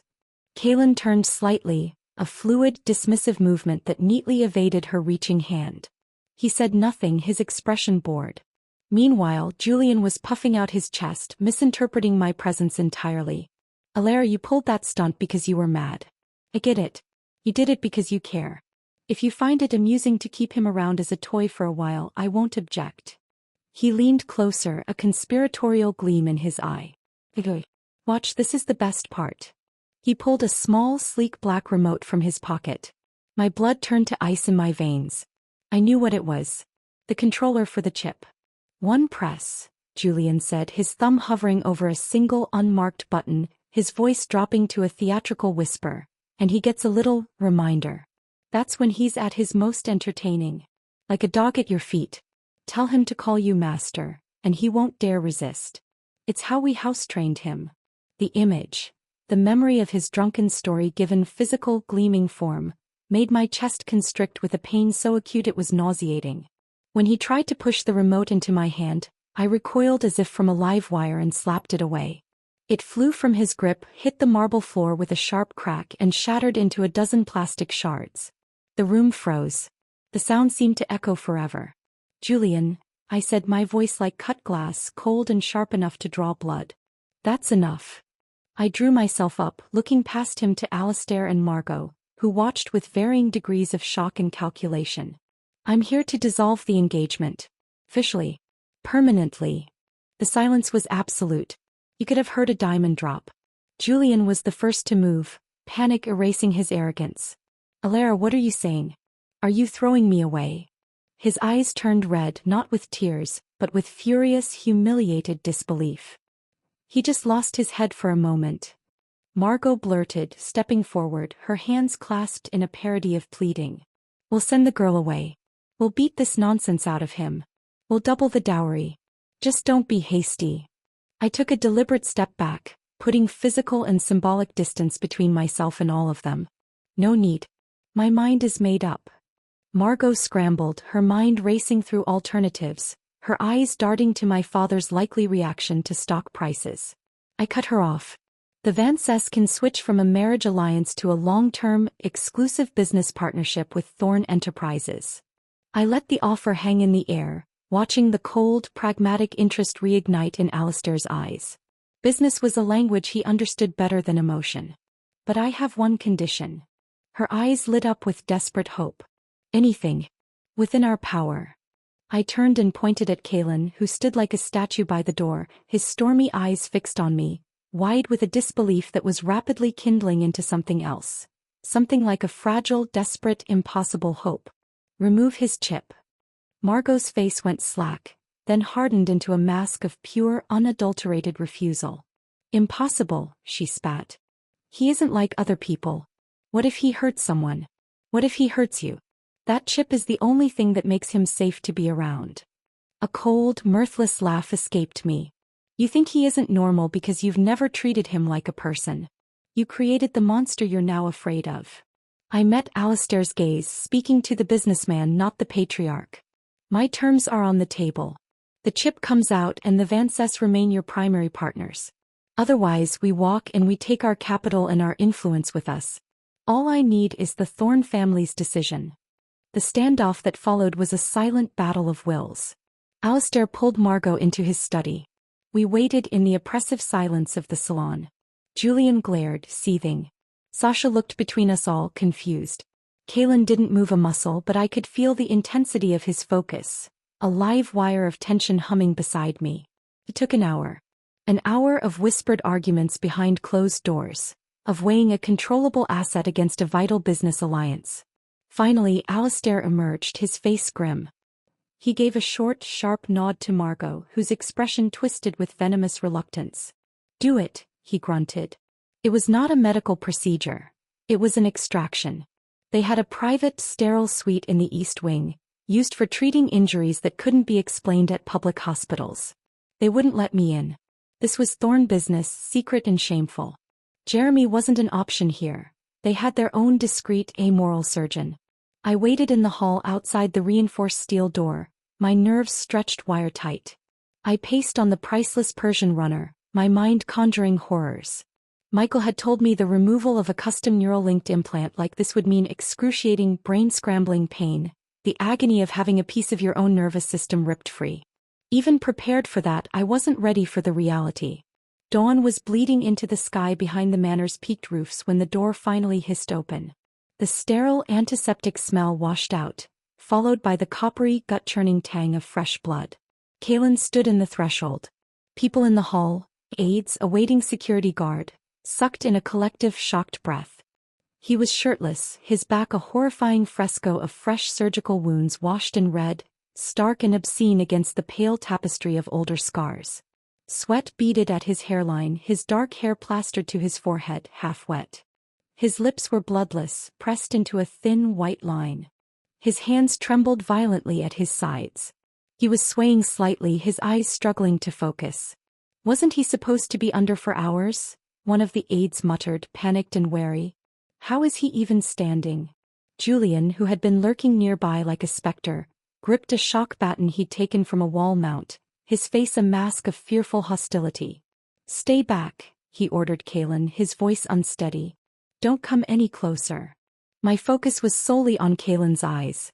They were glazed with pain, pupils dilated, but they were searching, scanning the hall with a desperate intensity until they found me. In them I saw a determination so ferocious it stole my breath. He'd fought his way through paralytic drugs and agony for one reason: to walk out on his own 2 feet. To show them. To show me. He would not be carried from his own liberation. Worried he'd bleed out right there, I opened my mouth to call for the doctor. His balance broke. He sagged forward. I lunged, not caring about the blood, and caught him. The full, dead weight of him slammed into me, driving the air from my lungs. He was all hard muscle and feverish heat. His knees buckled. I staggered under his weight but held on, his face buried in the crook of my neck, his breath a ragged, hot gasp against my skin. He had blacked out completely. I looked over his shoulder at Margot, who stood in the doorway of the medical suite, her expression one of cold, satisfied disgust. My voice when I found it was pure frost. "I'm taking him." "Why drag a walking disaster into your house?" she sneered, her compassion exhausted. "The deal now struck. If your parents find out, they'll blame you. And at this rate, who knows if he'll even pull through. If it's just his face you like, you didn't need us to yank his chip.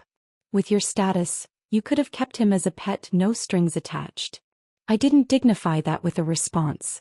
With the help of a stone-faced thorn driver who seemed to pity Kalen, we got him into the car and back to the townhouse. Michael came, his face grim as he re-cleaned and redressed the brutal surgical site. "The chip is out. Finally. But the trauma to the surrounding tissue and nerve pathways, it's significant. He needs absolute rest.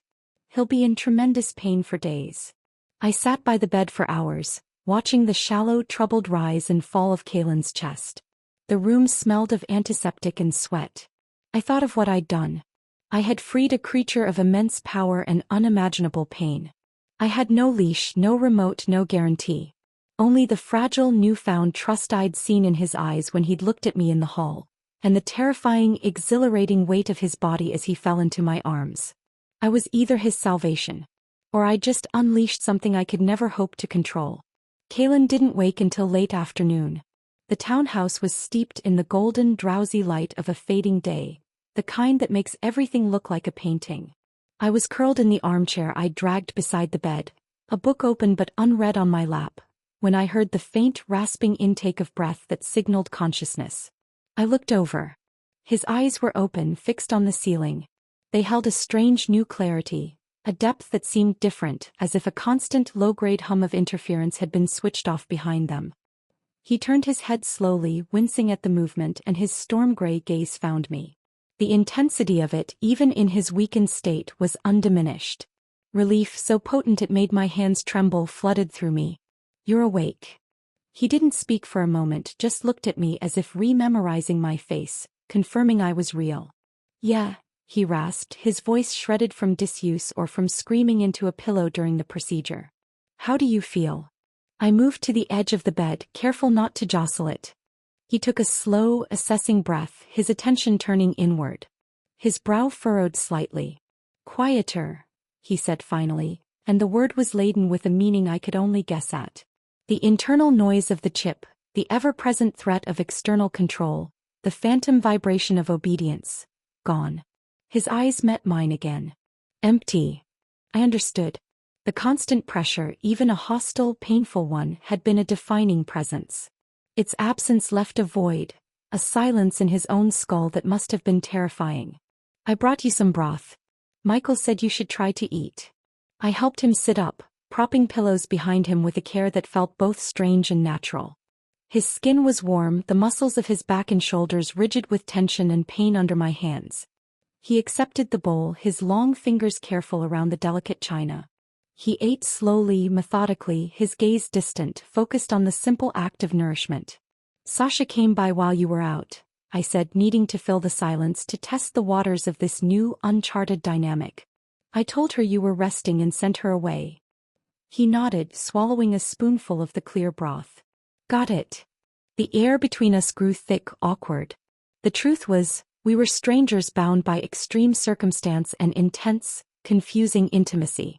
We had no shared history, no common ground beyond mutual trauma and a rebellious act.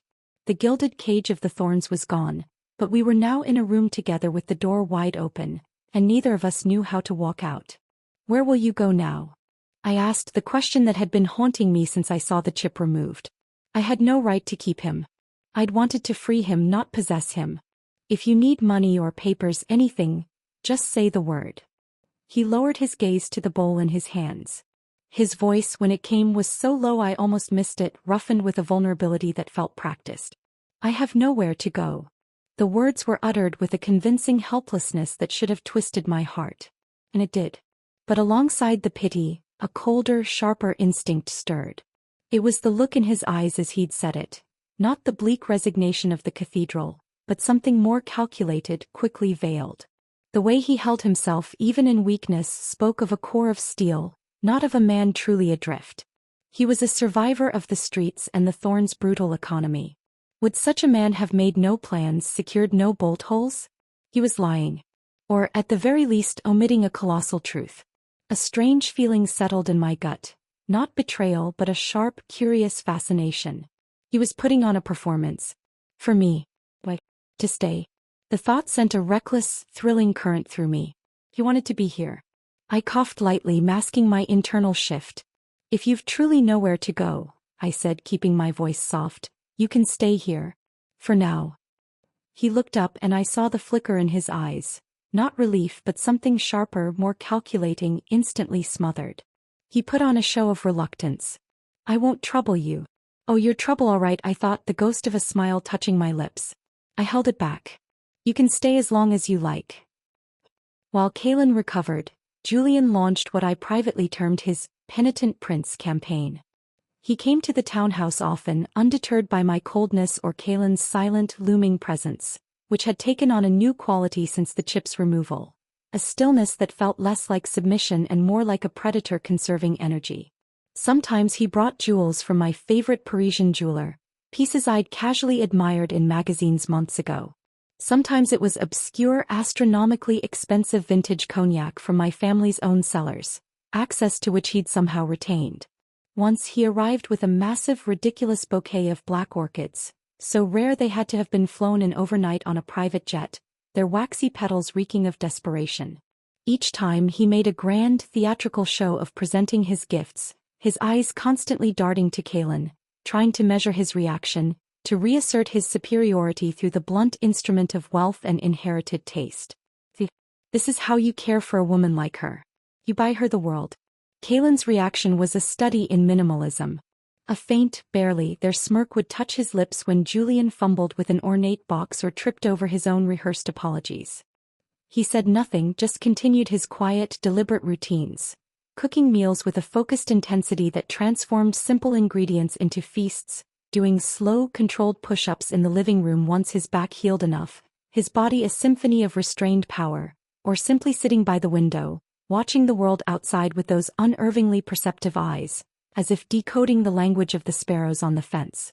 I'd feared that without the chip's threat he might fracture, become volatile, unleash the pent-up fury of years.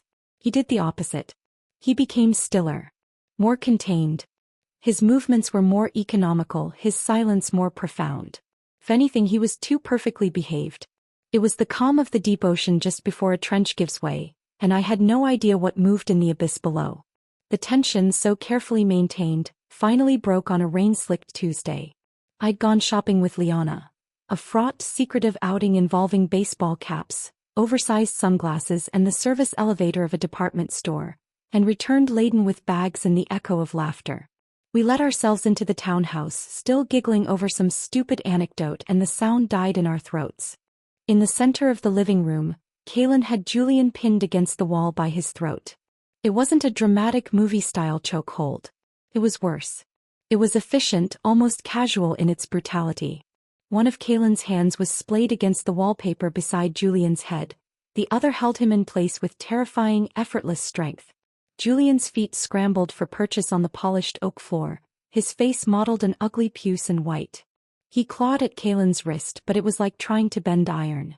Kalen's voice was a low, cold vibration that seemed to freeze the very air in the room. "Show up here again," he said, each word measured and sharp as a scalpel, "and you won't make it past your own front gate." Julian, despite his terror, managed a choked, gurgling scoff. "Does Alara know what you're really like? You've been pretending, because you know she'd be afraid of the real you." Kalen's grip tightened infinitesimally. A strangled sound escaped Julian's lips. Sasha, who had evidently come with him, stood frozen by the door, a hand clamped over her mouth, her eyes wide with a horror that wasn't entirely for Julian. There was a fascinated revulsion there too. "Kalen, please," she cried, finding her voice. She took a tentative step forward. "Stop it. You're not a monster. Don't let them make you into one." He cut his eyes toward her, just a glance, but it was so devoid of warmth, so utterly, utterly merciless, that she physically recoiled as if struck. "Get out." Only after they'd fled, Julian stumbling, clutching his throat and gasping for air, Sasha casting one last bewildered and strangely hurt look over her shoulder. "Did I make a sound?" I rattled my keys deliberately, dropped my shopping bags with a thump, and walked into the living room as if I'd just arrived, as if I were blind to the charged atmosphere and the faint red mark on the silk wallpaper. Kalen was across the room in an instant, the lethal predator replaced by a man in a soft gray Henley, a faint smear of flour on his wrist. "Alara." He came toward me, his expression carefully schooled into one of mild concern. "Dinner's almost ready. Your favorite. Coco Vin." I looked at him, at the serene domesticity he projected, and then at the subtle disarray of the rug near the wall, at the way he held his right hand slightly curled, as if it had recently been clenched with immense force. Casually I said, "Sasha and Julian were here." His hand, reaching to take my coat, paused midair. They won't be back, will they?" His head jerked up, a flash of raw, unguarded panic breaking through his composure before he could stifle it. "Alara, I stuffed a bite of the apple I'd picked up from the wooden bowl on the console table into my mouth, chewing thoughtfully. I met his panicked gaze and held it. "All the better. They wear me out." The relief that washed over his face was so profound it was almost childlike. The rigid lines of his shoulders slumped a fraction. He'd been terrified I'd seen, that I'd be repulsed by the reality of his violence, that I'd send him away for revealing the beast beneath the careful civility. He didn't understand that in that moment, seeing him defend our space, our fragile, hard-won peace, against the persistent ghost of my old life, I'd felt nothing but a fierce, possessive pride. He had drawn a line in the sand with his bare hands, and he'd done it for us. Word, of course, traveled on swift, discreet wings to my parents. They descended upon the townhouse like a pair of elegant, displeased hawks, having cut short a critical merger summit in Zurich. The financial implications of my alliance with a human scandal had finally outweighed their tolerance for my rebellious phase. My mother, Serafina Vance, took one look at Kalen, who was, at that moment, kneeling on the floor of the living room, meticulously applying leather conditioner to a pair of my worn-in riding boots, and her perfectly composed face crumpled into an expression of pure, unvarnished distaste. "Alara, how can you be with someone like this?" The word, "this," was a shard of glass. She didn't even look at him as a person. He was a category error. "If you don't like Julian, we'll find another. With your pedigree and talent, you can have anyone." She called my choice a catastrophic lapse in judgment, a fall from grace. "At least find someone of equal standing." I heard from Margot Thorne. "He's only a foster son. A hired blade. What will this do to the Vance name?" "Be good. And this. Please." My father, Alistair Vance, stood behind her, a silent, disapproving monument in a Seville rose suit. His disappointment was a colder, heavier thing, a financial liability assessment written in the grim line of his mouth. No, the word was flat, final, echoing in the high-ceilinged room. They were my blood, but in that moment, They felt like distant diplomats negotiating a treaty over a disputed, embarrassing territory. The bond between us had stretched thin the day they'd retrieved a feral wolf-wise child from a mountain den and spent the next decade trying to scrub the wildness out of her with etiquette lessons and ballet. True kinship had been conditional on my impeccable performance. I had just flubbed my lines in the most public way imaginable. I laughed, the sound brittle and sharp in the quiet room. I see. You're afraid because you see I'm like him. You're afraid you'll lose your exceptional, polished daughter. You're afraid the world will remember where I came from, and that it will tarnish your shine. That the wolf they found will howl again. The truth of it hung in the air, ugly and undeniable. We fought then, not a shouting match but a brutal exchange of clipped, precise words about duty, legacy, madness, and throwing away a birthright for a back-alley fantasy. I stormed out of the townhouse, slamming the heavy oak door behind me with a force that shook the frame, leaving them with their outrage and Kaylin's silent, kneeling form. I walked for blocks, the chill evening air biting through my thin silk blouse. The fashionable streets of my neighborhood felt alien, a movie set I no longer belonged to. I realized I'd left without my purse, my phone, my ID. I had nowhere to go. I was adrift, the rebellious daughter finally cast out, just as I'd always, secretly feared I would be. Under the jaundiced glow of a vintage street lamp, I lit a cigarette I'd bummed from a passing stranger, the first in years. The acrid smoke burned my lungs, a fitting punishment for my stupidity, my recklessness, my failure to be the daughter they needed. I didn't hear him approach. One moment I was alone in a pool of lamplight, the next Kaylin was there, a tall shadow materializing from the gloom between two townhouses. He noticed the cigarette between my fingers, and his face did something extraordinary. It crumpled with a stricken, profound grief, as if he were the one who had failed me, as if my distress were a direct result of his existence. "They can put the chip back in," he said, his voice raw, stripped bare. "Give you the remote. Then you'll know I can't hurt you. I'll tell them to do it. I'll go back." The offer was so devastating, so utterly sacrificial, it stole the breath from my lungs. He would return to his electronic cage, to the certainty of pain and control, to ease my family's fears, to give me back the illusion of safety and social standing. He saw my exile and blamed himself. In his world he was the problem and the solution was to be collared again. What would be the difference? I whispered, the cigarette forgotten, falling from my numb fingers to sizzle on the damp pavement. Between me and the thorns? Silence fell between us, heavy with the weight of that truth. He had no answer. I changed the subject, gesturing vaguely at the darkened windows of the closed boutiques. "I forgot my ID. Looks like we're sleeping rough tonight." "No." A delivery van roared past, too close, spraying a filthy arc of rainwater from the gutter. He moved faster than thought, yanking me out of its path with a firm arm around my waist, pulling me tight against him. My back met the solid, unyielding wall of his chest. His heart hammered a frantic rhythm against my shoulder blade. "There's a place nearby," he said, his voice close to my ear, a low vibration I felt through my bones. "Where?" "By home." The admission hung in the damp night air, a quiet detonation. My home. 2 words that dismantled the narrative of the helpless stray, the man with nowhere to go. In the glow of the street lamp I searched his face. There was no triumph in his expression, only a wary resignation, as if he'd been caught in a lie he never wanted to tell. He didn't offer further explanation. He simply took my hand, his grip firm and warm, and led me away from the main street, down a series of increasingly quiet, tree-lined lanes. We walked for 10 minutes in silence, the only sounds our footsteps and the distant hum of the city. He moved with a sure sense of direction, his body a shield between me and the shadows. We stopped before a high, ivy-covered brick wall, punctuated by a single heavy wrought iron gate. It looked like the entrance to a private park or a long-forgotten estate. He keyed a code into a discreet panel, and the gate swung inward with a soft, well-oiled sigh. The path beyond was crushed gravel, winding through a meticulously wild garden. Tall oaks and flowering shrubs blocked the view of whatever lay ahead. Then the trees parted. The villa wasn't just a house. It was a statement. A masterpiece of modernist architecture, all clean lines, vast plains of glass and weathered steel. It was cantilevered dramatically over a natural ravine, lights glowing from within like a grounded starship.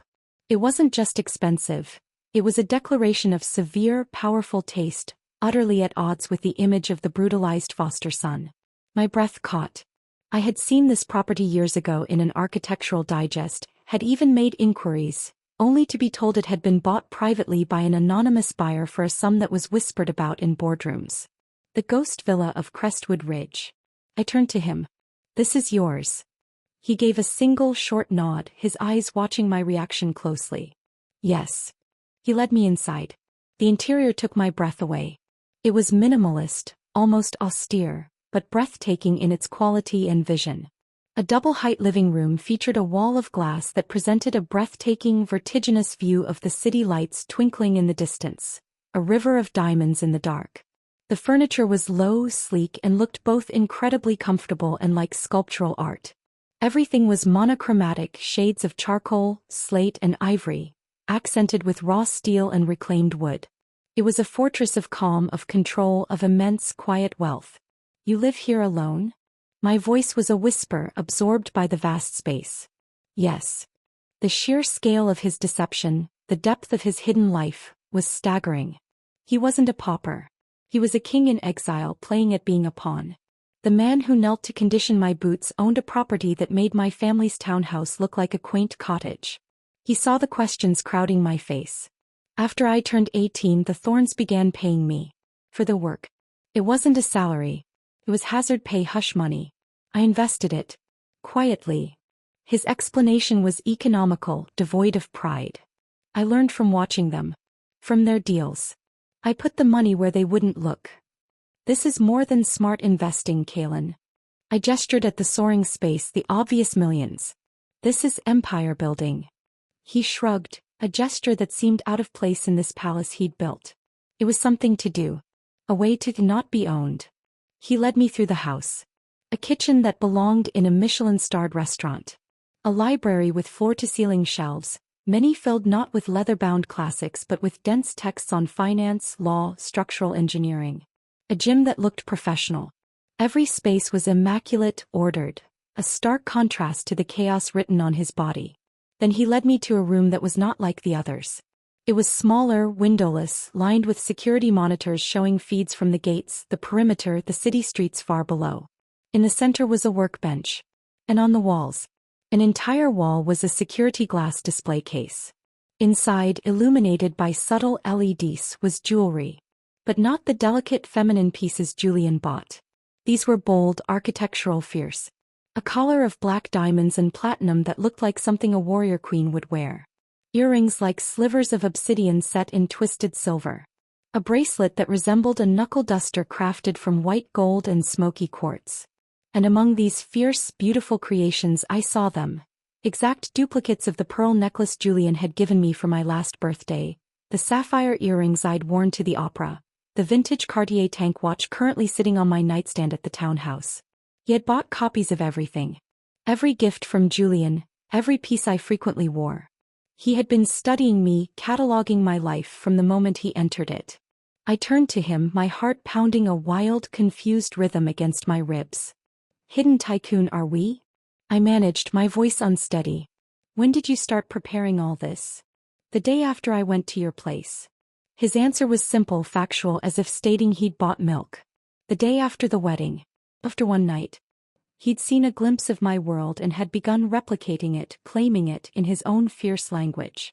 It was the most terrifyingly romantic thing I had ever witnessed. I rose on my toes and kissed his cheek, the stubble rough against my lips. "I love it," I whispered, and I meant it. The audacity, the precision, the sheer wild possession of it. "Thank you." I gestured vaguely, trying to regain some semblance of normalcy in this utterly abnormal situation. "Which room do I?" I turned and he caught my hand, tugging me straight into his chest. The move was so sudden, so confident, it knocked the sense from me for a second. His body was a solid wall of heat and muscle. I'd seen this before. The dramatic, possessive pull from the covers of 100 paperback romances. Was he mimicking? Trying to perform a role he thought I expected? His pecs were solid against my palms. I heard him murmur, his lips brushing my hair, his voice taking on a slightly stilted, rehearsed cadence. "New place. You might not sleep well." His Adam's apple dipped.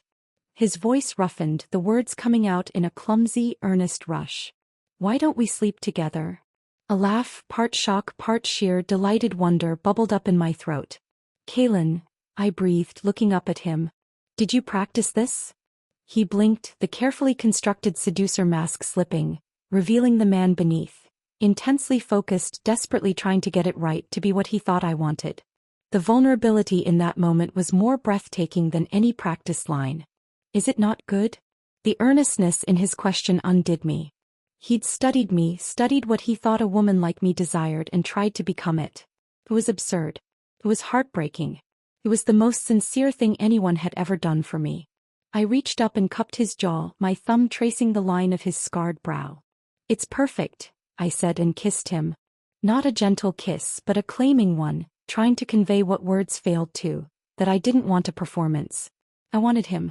The complicated, dangerous, beautiful man who built empires in secret and didn't know how to flirt. It was good. It was embarrassingly, wonderfully, devastatingly good. Later, in the deep quiet of his bedroom, a room as stark and beautiful as the rest of the house, wrapped in the scent of him and expensive linen, I traced the fresh bandages on his back. The wounds from the chip removal were healing, but they would leave scars. Just like all the others. They can't touch you here, can they? I whispered into the dark. His arms tightened around me, a possessive band. No one touches me here, he said, his voice a low rumble in his chest. Except you. For the first time I believed we were both truly, defiantly free. And that this freedom, this terrifying, beautiful alliance in a hidden fortress, was just beginning. Sunlight, sharp and clear, woke me. I was sprawled across Kaylin's chest, one leg hooked over his, my ear pressed to the steady, reassuring rhythm of his heart. His arm was a heavy, possessive weight around my back. This was a different kind of peace than the townhouse. Deeper, unassailable. This was a fortress he had built with his own hands and his own pain, and he had let me in. The illusion shattered with the soft, distinctive chime of his encrypted phone on the nightstand. He stirred, his hand moving slowly from my back to retrieve it. I kept my eyes closed, feigning sleep, listening. Mrs. Vance, he said, his voice still thick with sleep but instantly alert. My mother. My eyes flew open. I met his gaze. He was watching me, his expression unreadable. She's here, he said into the phone, his eyes never leaving mine. She's sleeping. Pause. His jaw tightened almost imperceptibly. No. I didn't. Another longer pause. I could almost hear my mother's icy, precise tones through the receiver. She wants you to come home. He hung up. She didn't make you promise anything, did she? I asked, pushing myself up. The sheet pooled around my waist. He shook his head, but the tightness around his eyes remained. She wants you home. A cold dread settled in my stomach. My parents were merchants to their marrow. Every word, every gesture was a move in a larger game. Their capitulation would come with a price, a toll to be paid for my return to the fold. Kaylin, I said, my hand finding his on the sheet. I don't want to go. I don't want this. He turned his hand over to lace his fingers with mine, his touch firm. He brought our joined hands to his lips, pressing a kiss to my knuckles. The gesture was so tender, so at odds with the grim set of his mouth. It's not like at the Thorns, he said, his voice low, a vow etched in stone. This time I'm willing. The words were a promise and they chilled me to the bone. Willing to what? He didn't answer. He just looked at me, his stormy eyes holding a resolution that terrified me. The Vance family home was a monument to cold, calculated elegance. My parents awaited us in the formal drawing room, their expressions carved from marble and disapproval. Serafina Vance did not look at Kaylin. She looked through him as if he were an inconvenient stain on her Persian rug. Ilara, my father began, his voice the calm of a deep, frozen lake. Your association has caused significant complications. Our partners are asking questions. The Thorns are furious, not just about the broken engagement, but about the loss of their asset. His gaze flickered to Kaylin, standing silently beside me.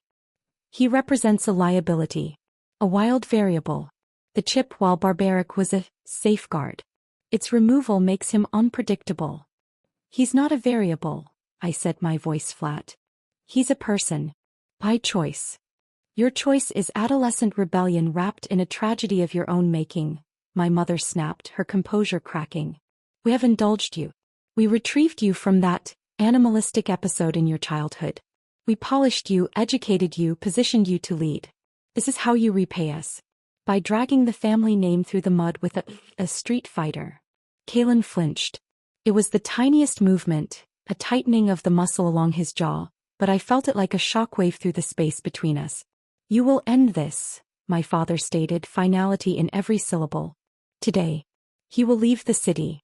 We will provide a generous settlement.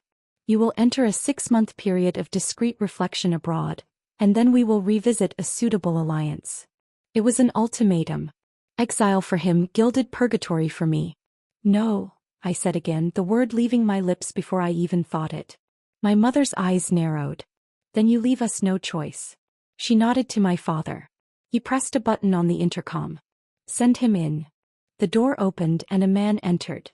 Not a Vance aide, but a man in a dark suit with the sterile, efficient bearing of a private medical contractor. He carried a small, hardened aluminum case. My blood turned to ice. What is this? Insurance, my father said. You wish to keep your companion. We require a guarantee. A reinstatement of certain safeguards. The man opened the case. On a bed of black foam lay a nightmare. A new neural implant controller, sleeker and more sinister than the Thorn's remote.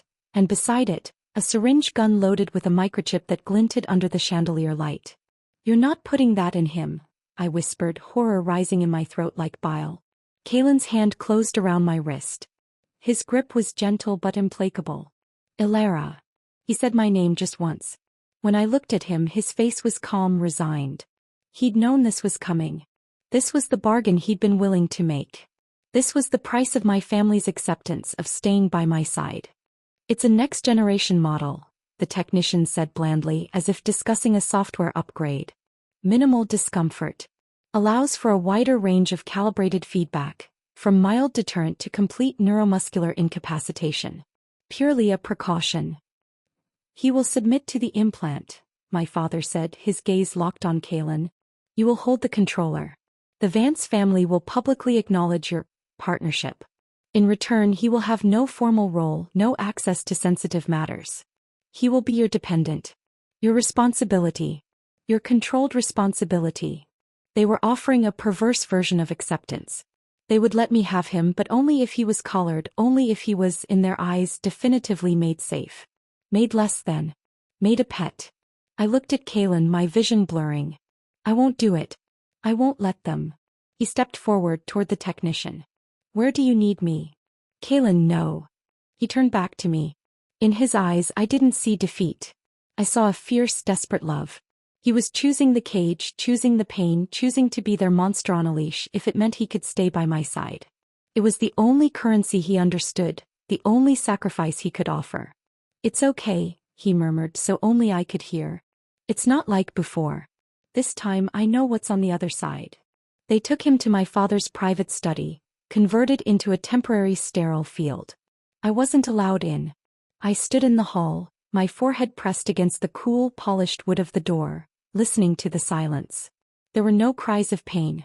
Kalen had spent a lifetime learning how to suffer in silence. When the door opened, Kalen walked out first, his step steady, a small, fresh bandage visible at the base of his skull, just under his hairline. His face was pale but composed. The technician followed, handing my father the new controller. A slim, black device like a key fob. My father held it out to me. I stared at it, this instrument of betrayal, this symbol of everything I hated about their world.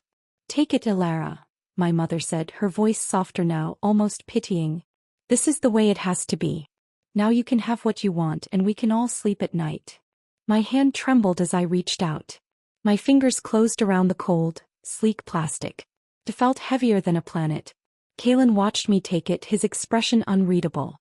The flicker of something, hope, pain, died in his eyes, replaced by that familiar, guarded blankness. The submission was back, but now it was a gift he had given me, and that made it infinitely more terrible. Welcome to the family, Kalen, my father said, the words dripping with icy irony. We left in silence. The drive back to Kalen's villa was a funeral procession. I clutched the controller in my hand, my fist so tight my knuckles ached. Inside the villa, the soaring free space felt like a mockery. I went straight to a decorative iron chest in the living room, an antique strongbox he used to hold fireplace tools. I opened it, placed the controller inside and locked it. I walked to the gas fireplace, turned it on to a roaring blaze, and threw the small, intricate key into the heart of the flames. It vanished with a soft hiss. I turned to Kalen. He was standing by the window, his back to me, his shoulders rigid. "I will never use it," I said, my voice breaking. "Never." He didn't turn. "You should keep it. For their peace of mind. For yours."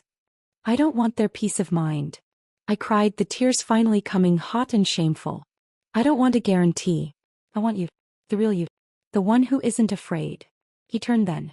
The raw anguish on his face stole my breath. "The real me is what they're afraid of, Alara. The real me is what earned that chip in the first place." "Then show me," I challenged, walking toward him. "Stop pretending to be the perfect, tamed companion. You're not. I don't want you to be." He looked at me for a long, long moment, a war raging in his eyes. Then slowly the careful blankness he'd maintained since the implantation began to crack. It didn't shatter into violence, but into a profound, weary grief. He sank onto the low sofa, his head in his hands. "I don't know how to be anything else with you," he admitted, the words muffled. "Not after everything. With them it was simple. I was a tool. With you, I want to be what you need. But I only know how to be a weapon or a slave." I knelt before him, pulling his hands from his face. "What I need is for you to be free. Even if that freedom scares me. Especially if it scares me." He searched my face, looking for the lie, finding none. A shudder ran through him. He pulled me onto his lap, holding me tightly, his face buried in my hair. We sat like that as the afternoon light faded behind the city skyline, two broken creatures clinging to each other in the ruins of the freedom we'd briefly held. A new, invisible cage now locked around his spine and our future. Time in the sanctuary of Kalen's villa took on a new texture. It wasn't the measured, performative tempo of my old life, nor the grim, pain-marked passage of his. It was something slow, deep, and real, measured in the quiet rhythms of healing and the tentative exploration of a peace we had both stolen. Seasons turned outside the wall of glass. The scar at the base of his skull faded from an angry red to a faint silver line, a secret brand I would trace with my fingertip in the dark, a reminder of a sacrifice that had become our shared covenant. We built a life, piece by fragile piece. It was quiet, deliberately so. The world's gaze had moved on, latching onto fresher scandals. The Vance-Thorne alliance restructured into a cold, efficient business partnership that made both families wealthier and quieter. My parents, seeing I was neither publicly ruined nor causing further financial catastrophe, and perhaps sensing the unyielding, silent wall of Kalen's presence, a man who had willingly accepted a new cage for me, settled into a state of distant, disapproving truce. The controller remained in its iron chest, a relic we never spoke of. One evening, I found him not by the window contemplating the city, nor in his study reviewing the dizzying financial reports of his hidden holdings, but on the expansive western terrace. A high-powered telescope on a tripod was pointed at the inky vault of the sky. A leather-bound notebook lay open on a side table, filled not with figures or strategies, but with delicate, surprisingly skilled sketches of celestial bodies and crabbed, precise notations in his sharp, angular handwriting. "You never told me you were an astronomer," I said, leaning against the glass doorframe, a shawl wrapped around my shoulders against the cool night air. He didn't jump. He'd known I was there. "Not an astronomer. Just an observer." He straightened from the eyepiece, his eyes reflecting the starlight. The Thorns' country house had an old telescope. Rusty, nearly useless. On clear nights, if I'd been sufficiently compliant, they'd sometimes let me sit on the roof. It was the only thing up there that wasn't theirs. They couldn't buy it, control it, or put a chip in it. I walked over and looked through the eyepiece. Jupiter hung in perfect, breathtaking miniature, its Galilean moons tiny diamonds in a row. "It's beautiful. It's constant," he corrected softly, his hand coming to rest on the small of my back, his touch a familiar anchor. "Predictable in its chaos. A reminder that there are patterns too large for any man to disrupt." That was the heart of him I was learning. Not the violence he'd been forged in, but the fierce intelligence that had observed, survived, and sought meaning in the indifferent majesty of the cosmos. The villain the world feared was, at his core, a philosopher who had found his first solace in the cold light of dead stars. The past, however, never fully dies. It decays and its spores find new life in unexpected places. It was a rainy Thursday when the private line to the villa's study buzzed, a number known to fewer than 5 people. I was in the library and Kalen was downstairs.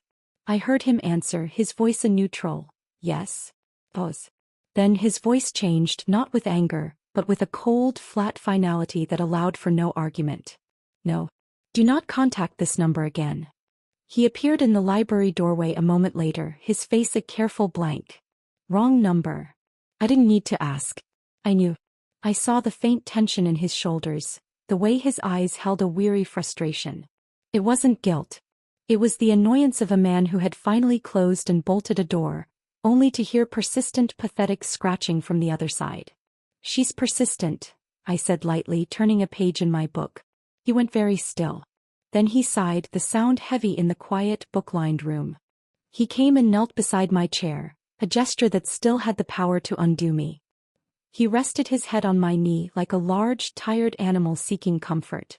"She found an old business email. A shell company I used years ago. She thinks I'm a victim here. That you're a different kind of thorn. That I need saving from a gilded cage." I threaded my fingers through his dark hair. "And what do you think?" He turned his head, pressing a kiss to my thigh through the soft wool of my dress. "I think I'm the luckiest bastard who ever crawled out of the mud." He looked up, his stormy eyes clear and certain. "She sees a project. A broken thing to fix. You saw a person. There's no contest, Alara. Not even close." The simple, unshakable certainty in his words warmed me more thoroughly than the library's fireplace. The specter of Sasha of the past shriveled to nothing in the face of it.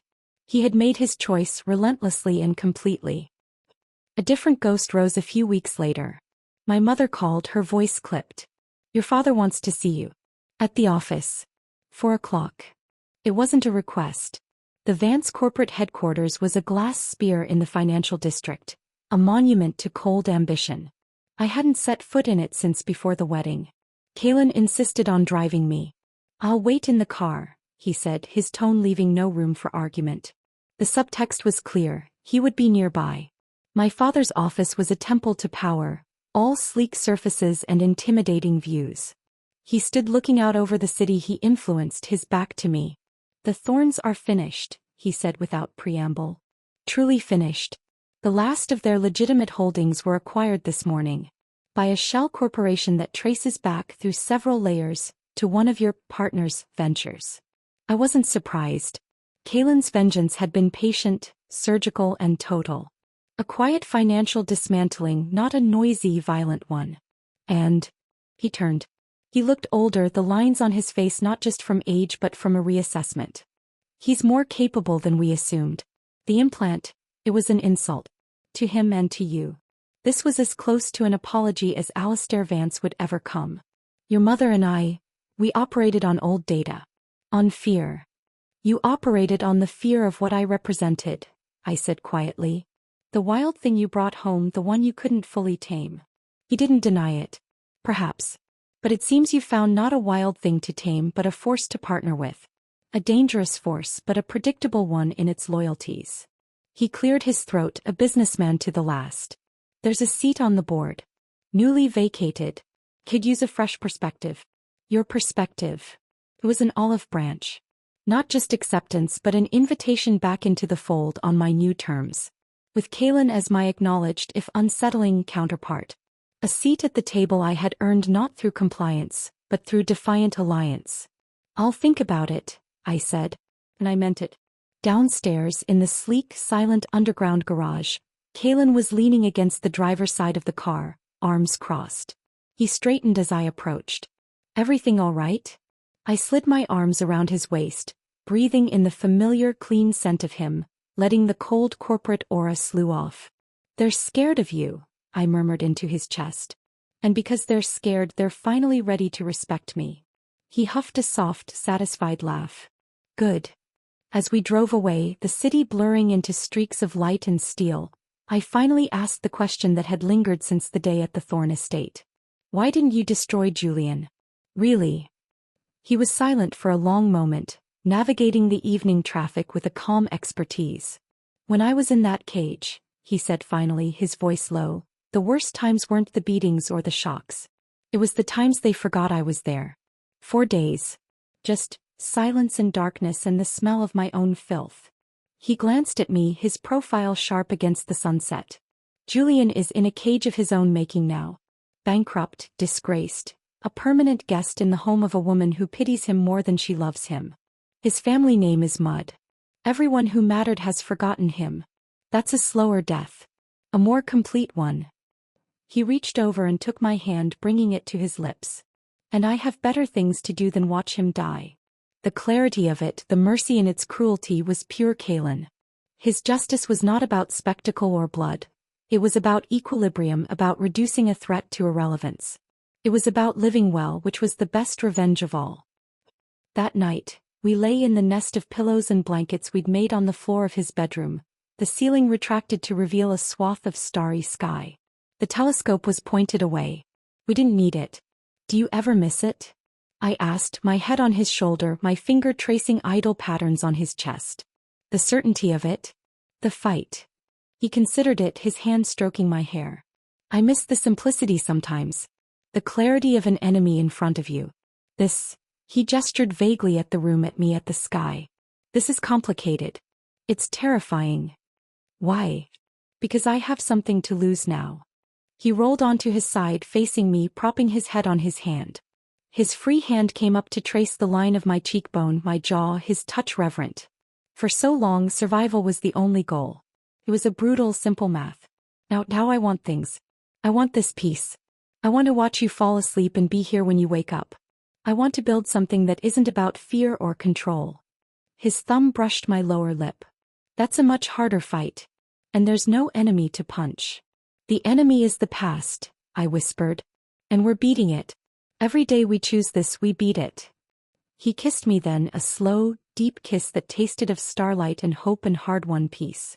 When we broke apart, he rested his forehead against mine. You asked me why I kept all those copies of your jewelry, he murmured. As a territorial display? I teased gently, remembering the fierce pieces in his case. Yes, he admitted, no shame in it. But also, because I wanted to learn your taste. So I could give you something that was truly from me. That had nothing to do with him or them or anyone else. He got up and went to his wall safe, not the one that might have held documents or cash, but a smaller, older one hidden behind a panel in the walk-in closet. He returned with a long, narrow box of polished dark wood, inlaid with a single stripe of mother-of-pearl. He placed it in my hands. I opened it. Nestled on a bed of black velvet was a necklace. But it wasn't diamonds or platinum. The pendant was a polished deep blue lapis lazuli, carved into the shape of a stylized howling wolf, proud, fierce, untamed. It was suspended on a chain of hammered, unrefined silver links that looked like they'd been forged by hand in a rustic fire. It was raw, beautiful, powerful. It was us. It's not from a jeweler, he said, uncharacteristically hesitant, watching my face. I found the stone. A guy I know, an old forger with skilled hands, he helped me with the chain. I carved the wolf. I was speechless. The care, the time, the profound symbolism. It was a love letter in stone and metal, a testament written in a language only we understood. I lifted it from the box. It was heavier than it looked, solid and real. On the back of the wolf, in tiny, precise script, was an inscription. Ad astra per aspera. To the stars through difficulties. Tears blurred my vision. It's perfect, I whispered, my voice thick. Help me put it on. His hands, those capable of such violence and such delicate carving, were steady as he fastened the clasp. The cool weight of the pendant settled against my sternum, a tangible anchor, a declaration. I turned to him, the lapis wolf resting between my collarbones. I don't have a constellation to give you, I said. You already did, he said, pulling me back down into our nest. He pointed up at the sky. See that bright one there? And the 3 in a slight curve below it? That's not a real constellation. I named it. Pherecustos. The Wild Guardian. I looked at the random, beautiful scatter of stars he had claimed for us. A constellation born not from ancient myth, but from our own fractured history. A wolf and her guardian, etched in eternal light against the dark. I see it, I whispered, snuggling closer. He held me tighter, his lips against my temple. The world thinks they won, he murmured. Your parents, the thorns. They think they forced me into a new cage or that they finally civilized you. They have no idea. No idea of what? That the cage is empty. And the wolf is exactly where she wants to be. We lay there under our private constellation, two survivors who had carved a space for love in a world that had offered them only cages and contracts. The scars remained, his on his skin, mine on my soul, but they were no longer wounds. They were maps of where we'd been, proof of the impossible distance we'd traveled to find each other. The future was not a gilded path or a locked cell. It was this terrace, this sky, this complicated, terrifying, beautiful piece we had built with our own scarred hands. It was the weight of a lapis wolf against my heart and the unbreakable strength of his arms around me. It was the silent, steady certainty that whatever stars we navigated by next, whatever difficulties we faced, we would face them not as a weapon and a victim, not as an heiress and her scandal, but as partners. As guardians. As a new, fixed point in the heavens, a constellation of our own making, shining defiantly in the endless, forgiving dark. The end.